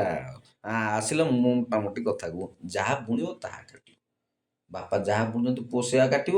ଯେମିତି ଘର ପିଲା ତ ସେମିତି ହବ। ଆଉ ଯେମିତି ଘର ପିଲା ସେମିତି, ହାଟ ଘର ପୁରା ହାଟୁଆ, ନାଟ ଘର ପୁଅ ନାଟୁଆ, ପାଠ ଘର ପୁଅ ପାଠୁଆ, ବେପାରୀ ପୁଅ ବେପାରୀ, ଭଣ୍ଡାରୀ ପୁଅ ଭଣ୍ଡାରୀ। ଯେମିତି ଘର ପିଲା ସେମିତି। ଯେମିତି ବିଦ୍ୟା, ଘର ତ ସବୁଠୁ ବଡ଼ ବିଦ୍ୟାଳୟ, ଘର ତ ସବୁଠୁ ବଡ଼ ପାଠଶାଳା। ପ୍ରଥମ ପାଠଶାଳା ହେଉଛି ଘର। ଘରେ ଯେମିତି ଏନଭାରମେଣ୍ଟର ପିଲା ରହିବେ, କି ଯେମିତି ପ୍ୟାରେଣ୍ଟିଂ କଥା କହୁଥିଲେ, ପ୍ୟାରେଣ୍ଟ ଯେମିତି ଘର ଏନଭାରମେଣ୍ଟ ତିଆରି କରିକି ରଖିବେ, ପିଲା ସେମିତି ହେବେ। ଆପଣ ଦୋଷ ଦେଇପାରିବେନି ସେ ସେମିତି ହେଉଛି, ତାଙ୍କର ଏମିତି ହେଉଛି, ନାହିଁ। ଆପଣ ଯେମିତି ଏନଭାରମେଣ୍ଟ କରୁଛନ୍ତି, ଆପଣ ନିଜକୁ ସଜାଡ଼ିବା ଦରକାର। ଆମେ ନିଜେ ଠିକ୍ ଥିବା ଦରକାର, ହେଲେ ଦୁନିଆ ଠିକ୍ ହେବ। ଆମେ ନିଜେ ଠିକ୍ କି ଆଗକୁ ଲୋକ ଆମକୁ ନିଜ ଚଏସ୍ ଉପରେ ରହିଲା। ଆପଣ ହାଉ ହ୍ୱାଟ୍ ୟୁ ଚୁଜ୍, ସେଇଟା ବେଶୀ ମ୍ୟାଟର କରେ। ଆପଣ କ'ଣ ପସନ୍ଦ କରୁଛନ୍ତି, ଭଲ ହେବାକୁ, ଖରାପ ହେବାକୁ, ଖାଇବାକୁ, ପିନ୍ଧିବାକୁ, ବସିବାକୁ, ଉଠିବାକୁ, ଶୋଇବାକୁ, ସବୁ ଜିନିଷରେ ଆପଣଙ୍କୁ ଲୋକ ଅବଜର୍ଭ କରୁଛନ୍ତି। ତ ସେ ଜିନିଷକୁ ଧରିକି ଲୋକ ନିୟନ୍ତ୍ରଣ ବା ପ୍ରଭାବିତ। କଥା କାମ ଭିତରେ ଯେତିକି ଫରକ ରହିବ, ସେତିକି ଆପଣ ବିଫଳ ବୋଲିକିରି ଆପଣ ପ୍ରଚାରିତ ହେବେ। ଆଉ ଯଦି କଥା ଆଉ କାମ ଭିତରେ ଯେତିକି ସାମଞ୍ଜସ୍ୟ ରହିବ, ସେତିକି ଆପଣ ସଫଳକାମୀ ଲୋକ ବୋଲିକିରି ଲୋକଙ୍କ ଆଗରେ ପେଶ ହେବେ। ଇଏ ହେଉଛି କଥା।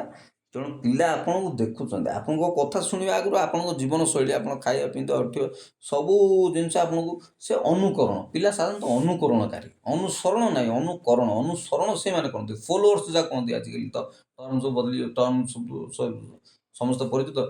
ଫଲୋଅର୍ସ ମାନେ କ'ଣ? ଅନୁସରଣକାରୀ। ଇନଷ୍ଟାରେ ଫଲୋ, ଆଜି ନା କାଲି ପଢ଼ୁଥିଲି, ରାଘବ ଚଡ୍ଡା ଆଗରୁ ଛାଡ଼ି ଦେଇକି ବିଜେପିରେ ପଳେଇଲେ। ତେଣୁ ତାଙ୍କର ଇନଷ୍ଟାରୁ 10 ଲକ୍ଷ ନା କି ଲକ୍ଷେ ଲୋକ, 10 ଲକ୍ଷ ନା କେତେ ଫଲୋଅର୍ସ କଟିଗଲେ। ଫଲୋଅର୍ସ କଟିବା ହେଲା, ସିଏ ଗୋଟେ ଅଲଗା କଥା। ଫଲୋଅର୍ସ, ଆମେ ଅନୁକରଣ କରେ, ଲୋକ ଅନୁକରଣ କରିବ। ଅନୁସରଣ କରିବା ପାଇଁ ଜ୍ଞାନ ଦରକାର। ଅନୁକରଣ କରିବା ପାଇଁ କିଛି ତ ନାହିଁ, କପି ପେଷ୍ଟ। ଅନୁକରଣ ହେଉଛି କପି ପେଷ୍ଟ, ଅନୁସରଣ ହେଉଛି ଜ୍ଞାନ ଦରକାର। ଜ୍ଞାନ ଥିଲେ ଆପଣ ଜଣଙ୍କୁ ରିଏଲାଇଜ୍ କରିବେ, ଏମିତି ସେମିତି କରୁଛି, ତାକୁ ଧରିବା, ଆପଣଙ୍କ ମଡ଼େଲ ହିସାବରେ ଆପଣଙ୍କୁ ଗ୍ରହଣ କରିବେ, ଅନୁସରଣ କରିବେ। ଅନୁକରଣ, ଅନୁସରଣ। ତେଣୁ ସେ ଗୋଟେ ଗମାତ ଅଛି, ଗୋଟେ ଜୋକ୍ ଅଛି। ସିଏ ହେଲେ ରାମ ପାରାଦ୍ୱୀପ ବନ୍ଦର, ସିଏ 15 ଚନ୍ଦର, ଏମିତି ସବୁ ଗୋଟେ ଦେଖା ଦେଖି ଲେଖିଲୁ, ଗୋଟେ କିଏ ଲେଖି ଚାଲିଲା ରାମ ପାରାଦ୍ୱୀପ 15 ବୋଇଲା ଭଳିଆ କଥା ହେଲା। ମାଙ୍କଡ଼ା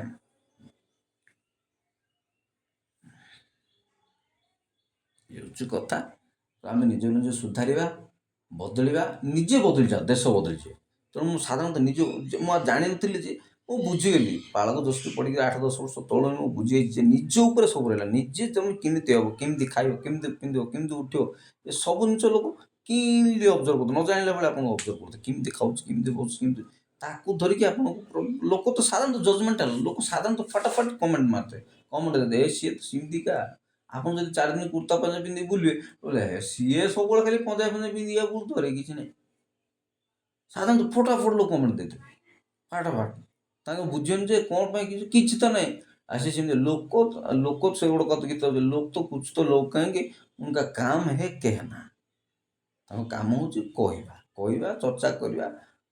ଗୋଟେ ରିସେଣ୍ଟଲି ଗୋଟେ ଭିଡ଼ିଓ କ'ଣ ଦେଖୁଥିଲି କିଛି ଲୋକ ବ୍ରାଣ୍ଡିଂ କରନ୍ତି ପ୍ରଚାର କରନ୍ତି ଗୁଡ଼ାଏ ଲୋକଙ୍କ ବିଷୟରେ ଚର୍ଚ୍ଚା କରନ୍ତି ବିନା ପଇସାରେ ସେମାନେ ଆମ କାମରେ ଲାଗିଥାନ୍ତି ଆମ ବିଷୟରେ ଚର୍ଚ୍ଚା କରିବା ଆମ ବିଷୟରେ ପ୍ରଚାର କରିବା ଆମ ବିଷୟରେ ସେ ସେମିତି ହେଲା ସେମିତି ହେଲା ସେମିତି ହେଲା ଏଇ ସାହିରେ ସେ ଗଳିରେ ସେ ପିଣ୍ଡାରେ ସେ ଦାଣ୍ଡରେ ଚର୍ଚ୍ଚା ବହୁତ ତାମାନେ ବିନା ପଇସା ଇମ୍ପ୍ଲିମେଣ୍ଟରେ ସେମାନେ ଆମକୁ ପ୍ରଚାର କରୁଛନ୍ତି ସୋସାଇଟିରେ ଆମର ଭ୍ୟାଲ୍ୟୁ ବଢ଼ାଉଛନ୍ତି। ଭଲ ରହୁ कि खराब हो कुछ जहाँ भी हो तेणु से दिव्यकृत सार कहती अरे तेरे बारे में तो बात भी नहीं चलती मेरे बारे में तो बात तो चलती है कुछ तो अच्छे हो बुरे हो जो जहाँ भी हो किसी तो कथा चलुची तुम से कथा तो चलुनी से भाया कथा किसी तो चर्चा चलुची आम ना ये हूँ कथा आम ना किसी तो चर्चा चलुची चर्चा चलवा दरकार।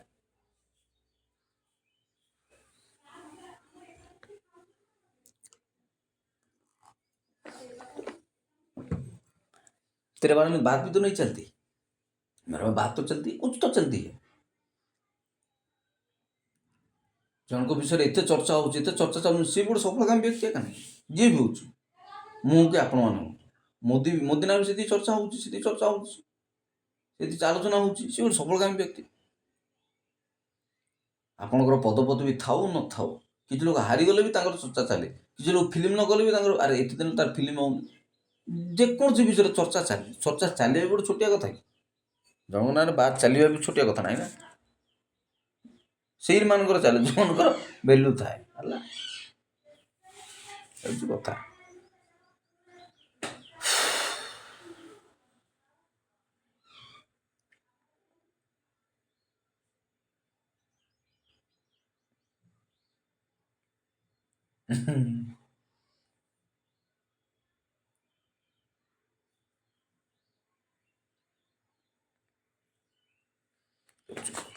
तेणु काम कर चलतु निष्काम कर्म करवा निष्काम काम करवा फल आशा रखा ईश्वर सबू सबू प्रभुंर प्रति जेकोसी काम आपड़ कर काम ईश्वर उद्देश्य कर कौन जिन वृथा जीवन कौन जिन निष्फल हेनी सबू जिनसर पुरस्कार अच्छे सब जिनसर पावना अच्छी मु परिश्रम करुँच कि आप परिश्रम कर भावुँ आम वृथाटे तुच्छाटे से पवन को मुठी मारला भाया पवन को मुठे धरला भाया किसी काम ना खाली पवन अंधारे बाड़ी बोलने बुलिले कौन हम कहले कौन हम गपिले कौन हम किसी तो फल आसुनी सब जिन को टंकार तोलुं किसी जिन मनर कथा कहीकि आत्मतृप्ति मिले परिचय भी मिले किसी लोग मागणा भी कम करते मागणा तो कम कर दरकार मागणा कम करने लोग चाहती सेवा करवा समस्त आम देश सेवा ही कर समस्ते आम देश सेवा ही कर देश सेवा कर देश सेवा कर से भंडारी हो कि से बेगरा हो कि से झाड़ूदार हो कि पट्टादार हो कि जमीदार हो कि समस्त देश सेवा ही कर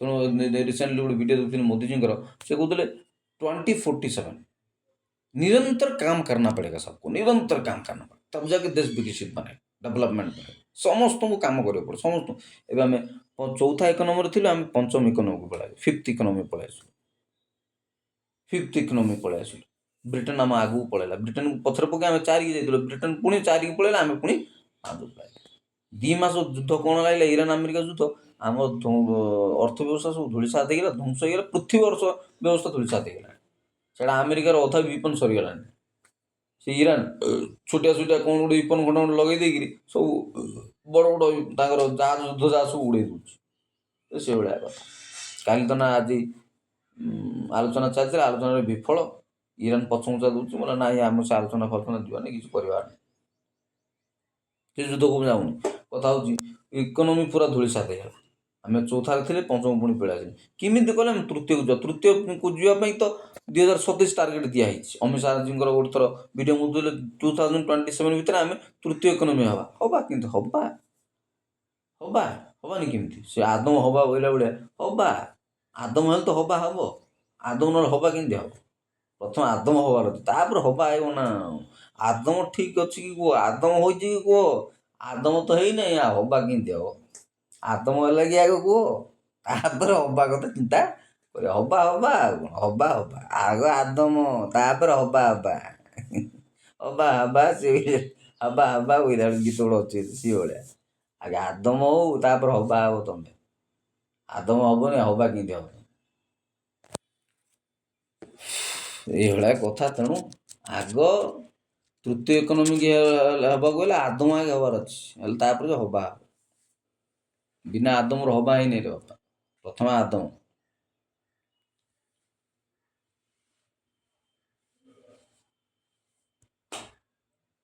ହଉ ବହୁତ ଗପିଲେଣି ଇଆଡ଼ୁ ସିଆଡ଼ୁ ବହୁତ ଗପିଲେଣି।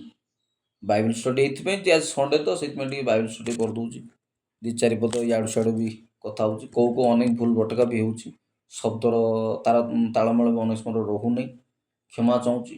କେଉଁ କରିବା ଧରୁ ଧରୁ ଧରିବା ହଉ ହଉ ଗୋଟେ ଜିନିଷ ହବ କେଉଁ ରେଗୁଲାର କହିବି ହେଉନି କିନ୍ତୁ ଷ୍ଟୋରେଜ୍ କମ୍ ଅଛି କହିଲେ ଘଣ୍ଟା 40 ମିନିଟ୍ 50 ମିନିଟ୍ 60 ମିନିଟ୍ କହିଲେ ଷ୍ଟୋରେଜ୍ ଫୁଲ୍ ହେଇଯାଉଛି। 1.5 ବର୍ଷ 2 ବର୍ଷ ହେଲା ମୋର ଗୋଟେ 128 GB ଫୋନ୍କୁ ପ୍ରାୟ 80-85 ଘଣ୍ଟେ ଫୁଲ୍ ଅପ୍ ହେଇଗଲାଣି ଆଉ ଷ୍ଟୋରେଜ୍ ବି ନାହିଁ।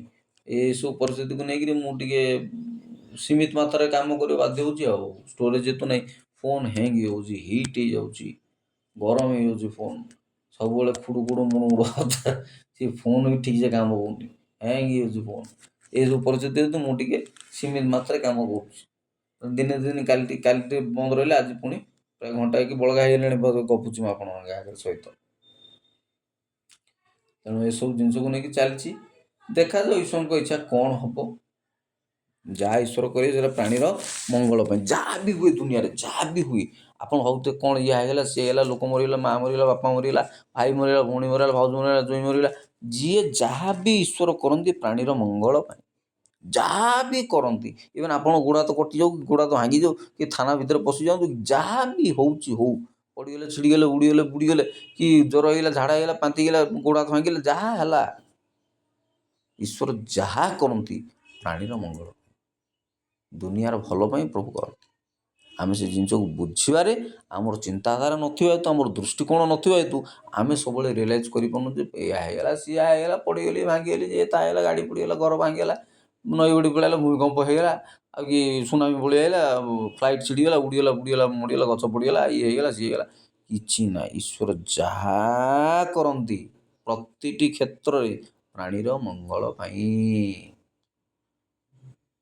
ଏଇଟା ମନେ ରଖିକିରି ଚାଲ ପ୍ରଭୁ। ତେଣୁ ସେ ଆଇବ କହିଲା ବେଳେ ପ୍ରଭୁ ଦେଲେ ପ୍ରଭୁ ନେଲେ ମୋର କିଛି ଅଛି କି ନିଜର ତମର କିଛି ନିଜର ଅଛି କି ନା ମୁଁ ରହିବି ନା ତମେ ରହିବ ନା ସଂସାର ରହୁ କି ନ ରହୁ ଆସିଯାଉ ଆମର ଢୋ ସେ ସଂସାର ସହିତ କ'ଣ ମତଲବ ଦୁନିଆ ସହିତ କ'ଣ ମତଲବ ଆମର ମୁଁ ରହିବିନି କି ତମେ ରହିବନି ଯାହାର ଯେତେବେଳେ ବେଳ ପଡ଼ିବ ସେସବୁ ଛାଡ଼ି ଛୁଡ଼ିକି ଚାଲିବା ଆଉ ରହିବ କ'ଣ ନା ରହିବାର ଅଛି ନା ଜୀବର ଧରି ବିଡ଼ି ରହିବାର ଅଛି।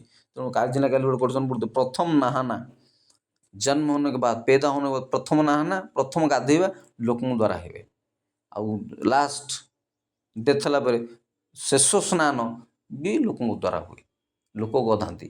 ତେଣୁ ଆମର କିଛି ନିଜର ଆମେ ନିଜେ ଗାଧେଇ ପାରିବାନି ଆଉ ଶେଷ ସ୍ନାନ ଲୋକ କରିବେ ପ୍ରଥମ ସ୍ନାନ ଲୋକ କରିବେ କଥା ବୁଝିପାରୁଛନ୍ତି ନିଜର କିଛି ନାହିଁ ଆମର କିଛି ନିଜର ନାହିଁ କିଛି ନେଇକି ଆସିନାହାନ୍ତି କିଛି ନେଇକି ଯିବାର ନାହିଁ ଖାଇବା ପିଇବା ଖୁସିରେ ଗଣ୍ଡେ ଖାଇବା ଦଣ୍ଡେ ଜିଇବା ଖଣ୍ଡେ ପିନ୍ଧିବା ଖୁସିରେ ରହିବା ମନ ଖୁସିରେ ମୁଁ ସବୁବେଳେ କହେ ଚୁଜ୍ ଟୁ ବି ହ୍ୟାପି ସବୁବେଳେ ଖୁସି ରହିବାକୁ ପସନ୍ଦ କର ପସନ୍ଦ କରିବା ଆମର ନିଜ ଉପରେ ନିର୍ଭର କଲା। ମୁଁ ତେଣୁ ସବୁବେଳେ ମନେ ମନେ କହେ ମୁଁ ସେ ଆଚାର୍ଯ୍ୟ ପ୍ରସାଦ କହନ୍ତି अंदर अंदर मस्त रहनी चाहिए बार बार दुखी बार बार सुखी बार बार दुखी बार बार सुखी କ'ଣ ହେଇଗଲା କିଏ ମରିଗଲା କିଏ ହଜିଗଲା କ'ଣ ହେଇଗଲା ବାହାରି ସେଟା ବାହାରି अंदर अंदर मस्त रहनी चाहिए ମନେ ମନେ ଭିତରେ ଭିତରେ ଖୁସିରେ ରହିବା ଦରକାର। ସେ ଅନ୍ତଃକରଣର କଥା ପାଳ ଦୃଷ୍ଟି ପ୍ରବଳ ଲେଖା ହେଇଛି ବାଇବେଲ ପ୍ରବଳ ଲେଖା ହେଇଛି ସେ କଥାକୁ ଯାଉନି ସେ ଏସ୍ପେକ୍ଟକୁ ଯାଉନି ବାହାର ବାହାର ଦୁଃଖୀ ବାହାର ବାହାର ସୁଖୀ अंदर अंदर ତ ଏକଦମ ମସ୍ତ रहनी चाहिए ଖୁସି ରହିବା ଦରକାର।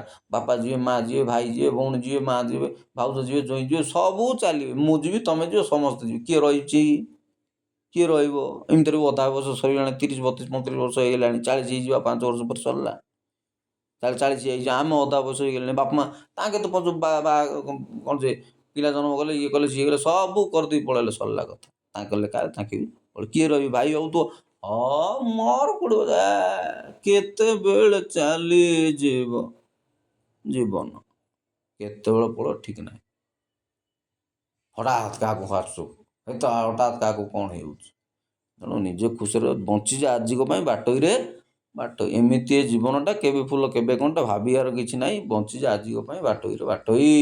ଆଜି ଦିନଟା ବଞ୍ଚିଯାଅ, ଖୁସିରେ ଯାଅ। Live your day like a last day of your life. ଭଲ ଖାଅ, ଭଲ ପିନ୍ଧ, ଖୁସିରେ ରୁହ, ସମସ୍ତଙ୍କୁ ମିଶ, ହସ, ଖୁସି ରୁହ। ଯେଉଁଦିନ ହସିନା ସେଦିନ ବଞ୍ଚିନା। ହସିଛ ସେଦିନ ବଞ୍ଚି, ଯେଉଁଦିନ ହସିନା ସେଦିନ ବଞ୍ଚିନା। ହସି ଚାଲ, ଖୁସିରେ ରହି ଚାଲ। ପଢ଼, ଶୁଣା କର, ଲେଖା ପଢ଼ା କର, ପଢ଼ାଶୁଣା କର, ନିଜ ଚିନ୍ତାଧାରା ବଦଳ। ନିଜର ଆତ୍ମ ଦାୟିତ୍ୱ ନିଜର। କିଏ କାହାର ଦାୟିତ୍ୱ, ଯାହା ଆକାଉଣ୍ଟ ତାର, ଯାହା ଲେଖା ତାର, କିଏ କାହାର ଯାହା ଖାତା ତାର, କିଏ କାହାର ଲେଖା ଦାୟିତ୍ୱ ବୁଝିବାକୁ ଏଠି କିଏ ନାହିଁ। ତେଣୁ ନିଜ ଲେଖା ନିଜର।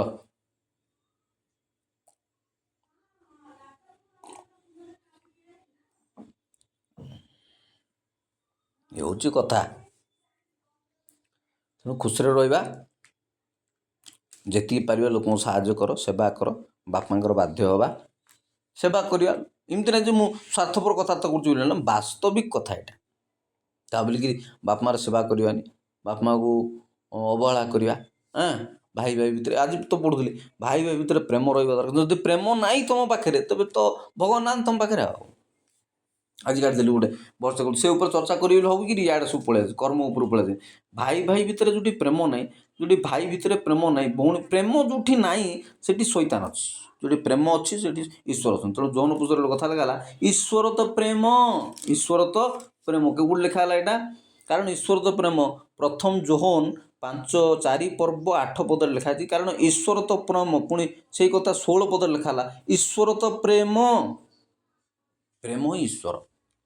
ଈଶ୍ୱର ତ ପ୍ରେମ।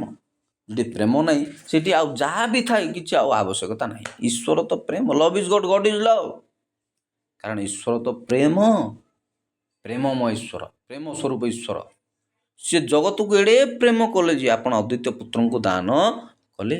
ଏଡ଼େ ପ୍ରେମ କଲେ। ପ୍ରେମ ହେତୁ ସବୁ ହେଲା, ପ୍ରେମ ହେତୁ ବଳିଦାନ, ପ୍ରେମ ହେତୁ ତ୍ୟାଗ, ପ୍ରେମ ହେତୁ ସବୁ କିଛି। ପ୍ରେମ ତ ଫାଷ୍ଟ ପ୍ରାୟୋରିଟି। ଆଉ ଯେଉଁଠି ପ୍ରେମ ନାହିଁ ସେଠି କିଛି ନାହିଁ। ପ୍ରେମ, ଈଶ୍ୱର ତ ପ୍ରେମ। ପ୍ରେମ ଯେଉଁଠି ଅଛି ବାକି ସବୁ ଜିନିଷ ସାତ ଖୁଣ ମାପ ଭାଇ। ଯେ ତେଣୁ ବାଇବେଲ ନା ଗୋଟେ ଲେଖା ହେଲା, ଯିଏ ପ୍ରେମ କରେ ସେ ବହୁଳ ପାପ ଆଚ୍ଛାଦନ କରେ, ବହୁଳ ପାପ ଆଚ୍ଛାଦନ। ତେଣୁ ସେ କିଏ ଗୋଟେ ବ୍ୟଭିଚାରିଣୀ ସ୍ତ୍ରୀ ଗୋଟେ ଯାଇକିରି ଈଶ୍ୱରଙ୍କୁ ଚୁମ୍ବନ ଦେବ ପାଦରେ ତୈଳ ଢାଳିକିରି। ତେଣୁ ଯୀଶୁ କହିବେ ତାର ସେ ବହୁତ ପ୍ରେମ କଲା, ତେଣୁ ତାର ବହୁତ ଋଣ ମାଫ ହେଲା। ବୁଝିପାରୁଛନ୍ତି ନା? ପ୍ରେମ ବହୁଳ ପାପ ଆଚ୍ଛାଦନ କରେ। ପ୍ରେମ ବିଷୟରେ କହିଲେ ଆଉ ଘଣ୍ଟାଏ ଲାଗିଯିବ। ପ୍ରେମ ବିଷୟରେ ସମସ୍ତଙ୍କୁ ଜଣାଅଛି, କହିବା କିଛି ଦରକାର ନାହିଁ। ପ୍ରେମ ହିଁ ସବୁଠୁ ସାର। ପ୍ରେମ ହିଁ ସବୁ ସାର। ସବୁ ଜିନିଷର ସାର ହେଉଛି ପ୍ରେମ। ଯେଉଁଠି ପ୍ରେମ ନାହିଁ ସେଠି କିଛି ବି ନାହିଁ। ଭାଇ ଭାଇ ଭିତରେ ପ୍ରେମ ନାହିଁ, ଭଉଣୀ ଭଉଣୀ ଭିତରେ ପ୍ରେମ ନାହିଁ। ମୁଁ କିଛି ଗର୍ବ କରିକି କହୁଛି ବୋଲି ଭାବନ୍ତୁ, ମୋ ପରିବାରରେ ଏଇ ପ୍ରେମ ଜିନିଷଟା ଅଛି ବୋଲି ଆମେ ଏତେ ଖୁସିରେ ରହିପାରୁଛୁ। ଆମ ଭିତରେ ଗୋଟେ ଡିଷ୍ଟର୍ବାନ୍ସ ଅଛି, ଭାଇ ଭଉଣୀମାନଙ୍କ ଭିତରେ ବି କୋଟ କପଟ ଅଛି, ଛୋଟା ମୋଟା ରାଗ ରିସା ଅଛି, କି ଛୋଟା ମୋଟା କପଟ ଅଛି, ପଇସା ପତ୍ର ପାଇଁ ଟଣା ଉଟରା ହଉ, ଏମିତି ହଉ। କିନ୍ତୁ ବାପା ମା' ସେମିତି ଗୋଟେ ଫ୍ୟାମିଲି ଆମର ଅଛି ବୋଲିକି ଆମେ ଏତେ ଖୁସିରେ ରହୁଛୁ। ଆଉ ସବୁ ଜିନିଷରେ ଆମର ମାଫ ହେଇଯାଉଛି, ସବୁ ଜିନିଷ। ହଁ ବୋଲାକୁ ହେଉଛୁ, ପାଟିତୁଣ୍ଡ ବି ହେଉଛି, ଏମିତି ନାହିଁ ଯେ ମରା ପିଟା ହାଣ କଟା ହେଇଯାଉଛି, ଏମିତି ନାହିଁ। ଭାଇ ତିନିଟା ବି ସେ ପଇସା ହେଲା ଯେତିକି ତାଙ୍କର ପାରିବାରିକ ଶାନ୍ତି ଶୃଙ୍ଖଳା ଭିତରେ ସେମାନେ ରହୁଛନ୍ତି। ଭଉଣୀ ଦୁଇଟା ଅଧିକ ଶାନ୍ତିରେ ରହୁଛନ୍ତି। ଭାଇ ତିନିଟାରୁ ଭଉଣୀ ଦୁଇଟା ଅଧିକ ଶାନ୍ତିରେ ରହୁଛନ୍ତି। କାଲି ଡିସ୍କସ୍ ହେଉଥିଲା ସାନ ଅପା ସହିତ। ଭଉଣୀ ଦୁଇଟା ଅଧିକ ଶାନ୍ତିରେ ରହୁଛନ୍ତି, ଭାଇ ତିନିଟା ଟିକେ ଡିଷ୍ଟର୍ବାନ୍ସ। ଯେମିତି କ'ଣ କହିବି ଆଉ ମୁଁ ଆପଣମାନଙ୍କୁ, କ'ଣ ଭାଇ ତିନିଟା ପୁଣି ଟିକେ ଡିଷ୍ଟର୍ବାନ୍ସ। ପଇସା ପ୍ରବଳ କମଉଛନ୍ତି କିନ୍ତୁ ଡିଷ୍ଟର୍ବାନ୍ସ ବେଶୀ। ପଇସା ତ ସେମାନଙ୍କ ଭିତରେ ଟିକେ ଅମିଳନତା ଅଛି ପରିବାର ଭିତରେ। ଆଉ କ'ଣ? ତ ପ୍ରେମ ନ ରହିଲେ କିଛି ନାହିଁ। ବାପା ମା' ସେମିତି ଗୋଟେ ପ୍ୟାରେଣ୍ଟ ହେଇଛନ୍ତି ବୋଲି ଆମକୁ ଏମିତି ପ୍ରେମରେ ବାନ୍ଧିକି ରହିଛନ୍ତି। ଆମ ପରିବାରର ମୂଳ ପୁନାଦ ହିଁ ପ୍ରେମ, ଲଭ୍। ବାପା ମା' ସେତିକି ପ୍ରେମର ପରିବାରଟି ତିଆରି କରୁଛନ୍ତି ଆମ ଫ୍ୟାମିଲିଟାକୁ। ତେଣୁ ଆମେ ପ୍ରେମରେ ବାନ୍ଧି ହେଇଛୁ। ମନମାଳିନ୍ୟ ହେଉଛି, ବୋଲାକୁଅ ହେଉଛୁ, ସବୁ ହେଉଛି। କିନ୍ତୁ ବାପା ସବୁ ଜିନିଷକୁ ସାତ ମାପ କରିକି ସବୁ ଜିନିଷକୁ ବାନ୍ଧିକି ରହୁଛନ୍ତି। ତାକୁ ତା ଭଳିଆ, ଆକୁ ଆ ଭଳିଆ କହିଦେଇକି, ଆଗରେ ତା ଆଗରେ ତା ଭଳିଆ କହିଦେଇକିରି ସମସ୍ତଙ୍କୁ ବାନ୍ଧିକି ରହୁଛନ୍ତି। କୌଣସି ଜିନିଷ ପଦାକୁ ପକାଇବାକୁ ଦିଅନ୍ତିନି। ବାପା ହେଉଛନ୍ତି ମେନ୍ ଲୋକ ଆମ ଫ୍ୟାମିଲିର। ସେଥିରେ ପୁଣି ମା' ପୁଣି ଦୁଇଟା ଝିଅମାନଙ୍କ ବିଷୟରେ ଟିକେ ମୁଣ୍ଡ ଖେଳାନ୍ତି, ବାପା ପୁଅମାନଙ୍କ ବିଷୟରେ ମୁଣ୍ଡ ଖେଳାନ୍ତି। ଯାର ଡିପାର୍ଟମେଣ୍ଟ ସେ ସମ୍ଭାଳନ୍ତି। ଏସବୁ ଜିନିଷର ଓଭରାଲ୍ ହେଡ୍ ହେଉଛନ୍ତି ବାପା ମା'। ସେମାନେ ଦୁଇ ଜଣ ମିଳିତ ଭାବରେ ପରିବାରକୁ ହ୍ୟାଣ୍ଡେଲ୍ କରୁଛନ୍ତି। ସବୁ ଜିନିଷ ଯେତେ ଯାହା ହେଲେ ବି ଆମେ ହ୍ୟାଣ୍ଡେଲ୍ କରିକି ଚାଲୁଛୁ। ପ୍ରେମ ହେଉଛି ଆମ ପରିବାର ମୂଳ ପୁନାଦ ମୂଳ ପଥର ତ ମୂଳ ମୂଳ ଫାଉଣ୍ଡେସନ୍ ବେସ୍ ଫାଉଣ୍ଡେସନ୍ ପ୍ରେମ। ଆମ ପରିବାରରେ ପ୍ରେମ ଅଛି ବୋଲି ସମସ୍ତେ ଆମେ ପରସ୍ପରକୁ ଭଲ ପାଉ। ସବୁ ହେଉଛି, ଗାଳି ଗୁଲଜ ବି ହେଇଯାଉଛି, ପାଟିତୁଣ୍ଡ ବି ହେଇଯାଉଛି, ବେଳେବେଳେ କିଏ ବଲାକ ବି ହେଉଛୁ, ମାସ ମାସରେ 15-20 ଦିନ ମାସ ମାସରେ କଥା ବି ହେଉନୁ, କିନ୍ତୁ ପୁଣି ଆଉ ଥରେ ଯେଉଁଟାକୁ ସେଇଟା ଆମେ ମିଶୁ। ପ୍ରେମ ହେଉଛି ଆମ ପରିବାର, ପ୍ରେମ ଅଛି ବୋଲି ମୋ ପରିବାର। ଏମିତିରେ ବି ମୋ ଫ୍ୟାମିଲିକୁ, ମୋର ଏସ୍ପେସିଆଲି ମୋ ବାପାଙ୍କ ଫ୍ୟାମିଲି, ବାପା ମା', ଆମେ 3 ଭାଇ 4 ଭାଇ 2 ଭଉଣୀ, ନା ଆମ ପରିବାର ଭିତରେ ଆମ ଏକତା ଅଛି, ନା ଆମ ପ୍ୟାରେଣ୍ଟ ମାନେ ଆମ ଦାଦା ଖୁଡ଼ି ବାପା ଏମିତି ସବୁ ଖାଲି ଦାଦାର ଗୋଟେ ଲାଗିଥାନ୍ତି ଆମ ସହିତ।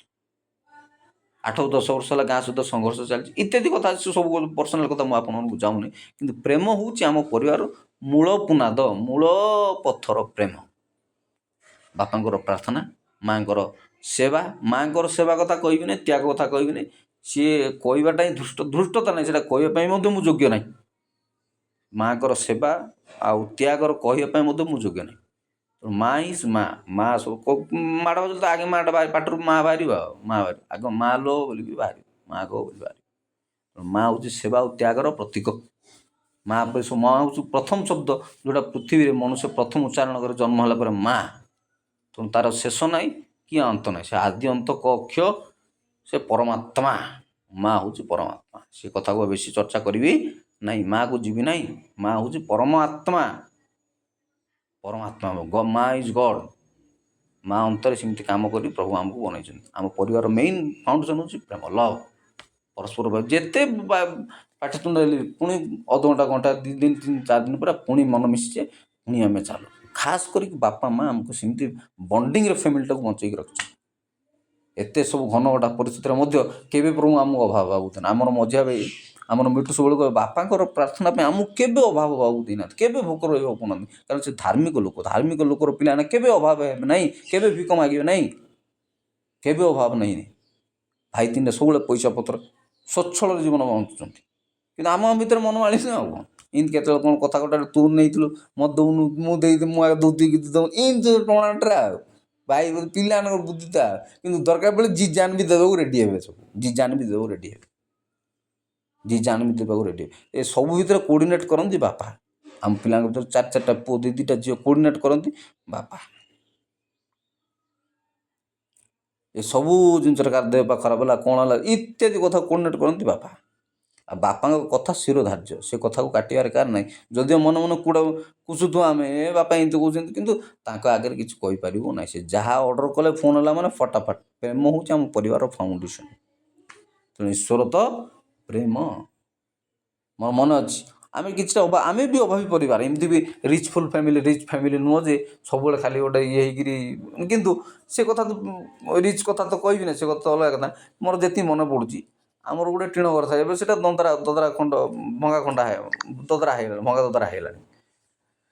ଆମ୍ବ ଚଟଣି ହୁଏ, କଞ୍ଚା ଆମ୍ବ ବାଟିକି ଆମ ବଡ଼ ବାପା କ'ଣ କରେ, ତାକୁ ଟିକେ ଭଲ ଜଣା ବାଗ, ସେ ଗୁଡ଼ ଫୁଡ଼ ପକେଇକିରି ଗୋଟେ ଏମିତି ଚଟଣି କରିବ, ଜାଉରେ ହଉ କି ପଖାଳ ଭାତରେ ହଉ, 4-6 ଜଣ ବସୁ। ବାହା ହେଇଥିଲୁ କି ନା, ବାହା ତ ହେଇନଥିଲୁ, ବାହା 10-15 ହେଲା, 10-15 ବର୍ଷ ହେଲା ସବୁ ବାହା ହେଇକିରି ସବୁ ପିଲାଛୁଆ ହେଇଛନ୍ତି ଭାଇମାନଙ୍କର, ଭଉଣୀମାନଙ୍କର, ମିଳିମିଶିକିରି ସବୁ ଖାଉଥିବୁ। ସେ ସର୍ଦା, ସେ ଆନନ୍ଦ, ମୋ ପରିବାର ଆନନ୍ଦ ମଜା ଆଉ କହିଲାନି। ସେ ପଡ଼ୋଶୀ ଓଡ଼ୋଶୀ ଜାଣିଛନ୍ତି, ଆମ ଗାଁ ଲୋକ ହୁଏତ ଜାଣିଛନ୍ତି ଆମ ପରିବାରର କେତେ ଆନନ୍ଦ ଶାନ୍ତି କି କେତେ ପ୍ରେମ, ଗାଁ ପଡ଼ୋଶୀ ଲୋକ ଜାଣିଛନ୍ତି। ସେ କଥା ମୁଁ ଆଉ ବେଶୀ କିଛି କହିବି ନାହିଁ। ପ୍ରେମ ହେଉଛି ମୋ ପରିବାରର ଫାଉଣ୍ଡେସନ୍। କିନ୍ତୁ କ'ଣ କରିବା, ବାପାଙ୍କୁ 74-75 ହେଇଗଲାଣି, ସିଏ ତାଙ୍କର ବଳ ବୟସ ହେଇଗଲାଣି, ମାଆଙ୍କୁ ବି 60-68-65 ଖଣ୍ଡେ ହେଇଗଲାଣି, ତାଙ୍କର ବି ବଳ ବୟସ ଯାଉଛି। ସେମାନେ ବି ତାଙ୍କ ହିସାବରେ ଯିବେ, ଆମେ ବି ଆମ ହିସାବରେ ଯିବା। କିଏ ରହିବା ନା କିଏ ରହିନାହିଁ। ମାରାତ୍ମକ ରୋଗ ସବୁ ହେଲାଣି, ବାପାଙ୍କୁ ପାରାଲିସିସ୍, ମାଆକୁ ପୁଣି ଆଉ କି ରୋଗ ସବୁ ହେଲାଣି। ବିଭିନ୍ନ ପ୍ରକାର ହେଲ୍ଥ ଚେକଅପ୍ କରିକିରି, ଆଉ ପଇସା କାହାର କେତେ ଖର୍ଚ୍ଚ କଲେ ମୋତେ କ'ଣ ଅଛି। ଜେଜେଙ୍କର ଲାଷ୍ଟ ଟାଇମ୍ରେ ବାପା ମନ ମାନିଲାନି ତାଙ୍କର, ସେ ଧରି ଗଲେ ବ୍ରହ୍ମପୁର, ଚନ୍ଦ୍ରଗିରି ଧରିକିରି ଗଲେ ବ୍ରହ୍ମପୁର, ଯାଇକି ସେଠି ଚେକଅପ୍ ସବୁ କରେଇଲେ। ତାଙ୍କର ବ୍ରେନ୍ ହ୍ୟାମରେଜ୍, ପାରାଲିସିସ୍ ହେଇଗଲା ଜେଜେଙ୍କୁ ବି। ପୁଅ ତ ପଇସା ଥାଏ, ଦୋକାନ ଥାଏ, ଯାହା ହେଲେ ମୋ ବାପା ମୋଚୁଲି ନେଇକି ବ୍ରହ୍ମପୁର ପହଞ୍ଚେଇଲା। ପହଞ୍ଚେଇକିରି ଚେକଅପ୍ କଲେ, ସେ ଲୋକ କହିଲେ, ସେ ଡାକ୍ତର କହିଲେ, ସେ ବଡ଼ ମେଡ଼ିକାଲ ନା କେଉଁଠି ହସ୍ପିଟାଲ ନେଇଥିଲେ, ଯେ ଆଜ୍ଞା ଆପଣ କାକୁତିରେ ଆଣିଲେ ଅବଶ୍ୟ ବାପା ମୋର ବଞ୍ଚୁ ବୋଲି, କିନ୍ତୁ ପ୍ରାୟ 20-30% କ'ଣ ଯେ 60-70% ଡ୍ୟାମେଜ୍ ହେଇଗଲାଣି, ବ୍ରେନ୍କୁ ଧରିକିରି ବଡ଼ି ସବୁ ନଷ୍ଟ ହେଇଗଲାଣି।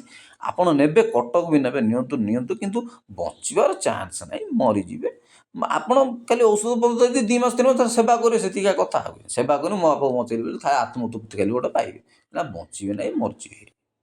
ଆଉ ସବୁ ଭାଇ ପିଇସି ମାନେ ସବୁ କଥା ହେଲେ ସେଠି ସାଠି ପଇସା ଧରି ଗଲେ ଝୁନା ଗହଣା ବନ୍ଧାବନ୍ଧି କରିକି ନାଇଁ ମରି ଯିବେ ବୋଲୁଛି ନେଲେ ହେଲେ କିଛି କରିବା ନାଇଁ ପାଟି ଫାଟି ବଙ୍କା ହେଇକିରି ସବୁ ପାରାଲିସିସ୍ ହେଇକିରି ମରଲେ ପ୍ରାର୍ଥନା କରିବାକୁ ବସିବା ଲୋକ ତାଙ୍କୁ ପାରାଲିସିସ୍ ଆଟାକ୍ କରିବା ପ୍ରାର୍ଥନା ମୁଁ ତ ସେଇ ଦାଣ୍ଡରେ ଅଛି ଆଉ ବୁଢ଼ା ବସିଲା ବହି ପୁସ୍ତକ ଧରି ବସିଲା ସେ ଯେ ସାନ ଆମର ତ ଜେଜେମା ଗୋଟେ ଯିଏ ନୂଆ କହନ୍ତି ସାନ ଜେଜେମା ଗୋଟେ ରଡ଼ି ଛାଡ଼ିଲା ଏ ଅମିତା ଆସେ ଆସେ କ'ଣ ହେଇଗଲା ତ ବାପ ଜେଜେବାପୁ କ'ଣ ହେଇଗଲା ଧାଇଁଗଲା ବେଳକୁ ତ ସରିଲା କାହାଣୀ ଶେଷ ମାଉସୀ ଜେଜେମା ଏମିତି କଥା ତେଣୁ କିଏ କେତେବେଳେ ଯିବ ଠିକଣା ନାହିଁ ତେଣୁ ଖୁସିରେ ରହିବା ସମସ୍ତେ ମରିବା ସମସ୍ତେ କ'ଣ କାମ ଅଛି ବାକି ଅଛି ସମସ୍ତେ ଚାଲିବା ତ ଗୋଟେ ପରେ ଗୋଟେ ଚାଲିବା ପୁଅ ଥାଉ ତ ବାପା ଥାଉ ତ ପୁଅ ପଳାଉଛି ଏମିତି ହେଉଛି ଦୁନିଆରେ ବାପା ଥାଉ ତ ପୁଅ ପଳାଉଛି ବାପା ଯିବାରେ କିଛି ମା ଥାଉ ତ ଝିଅ ପଳାଉଛି ମା ଗଲେ କ'ଣ କିଛି ନାହିଁ ସବୁ ଚାଲିବା ଗୋଟେ ପରେ ଗୋଟେ ସବୁ ଚାଲିବା ସେ ପରେ ପୁଣି କିଏ କାହାର ବାପା ନାହିଁ କିଏ କାହାର ମା ନାହିଁ କିଏ କେଉଁଠି ଯିବା ସେଇ ଚିନ୍ତା କର କିଏ ନରକକୁ ଯିବା କି ସ୍ୱର୍ଗକୁ ଯିବା ସେ ଚିନ୍ତା କଲେ ତ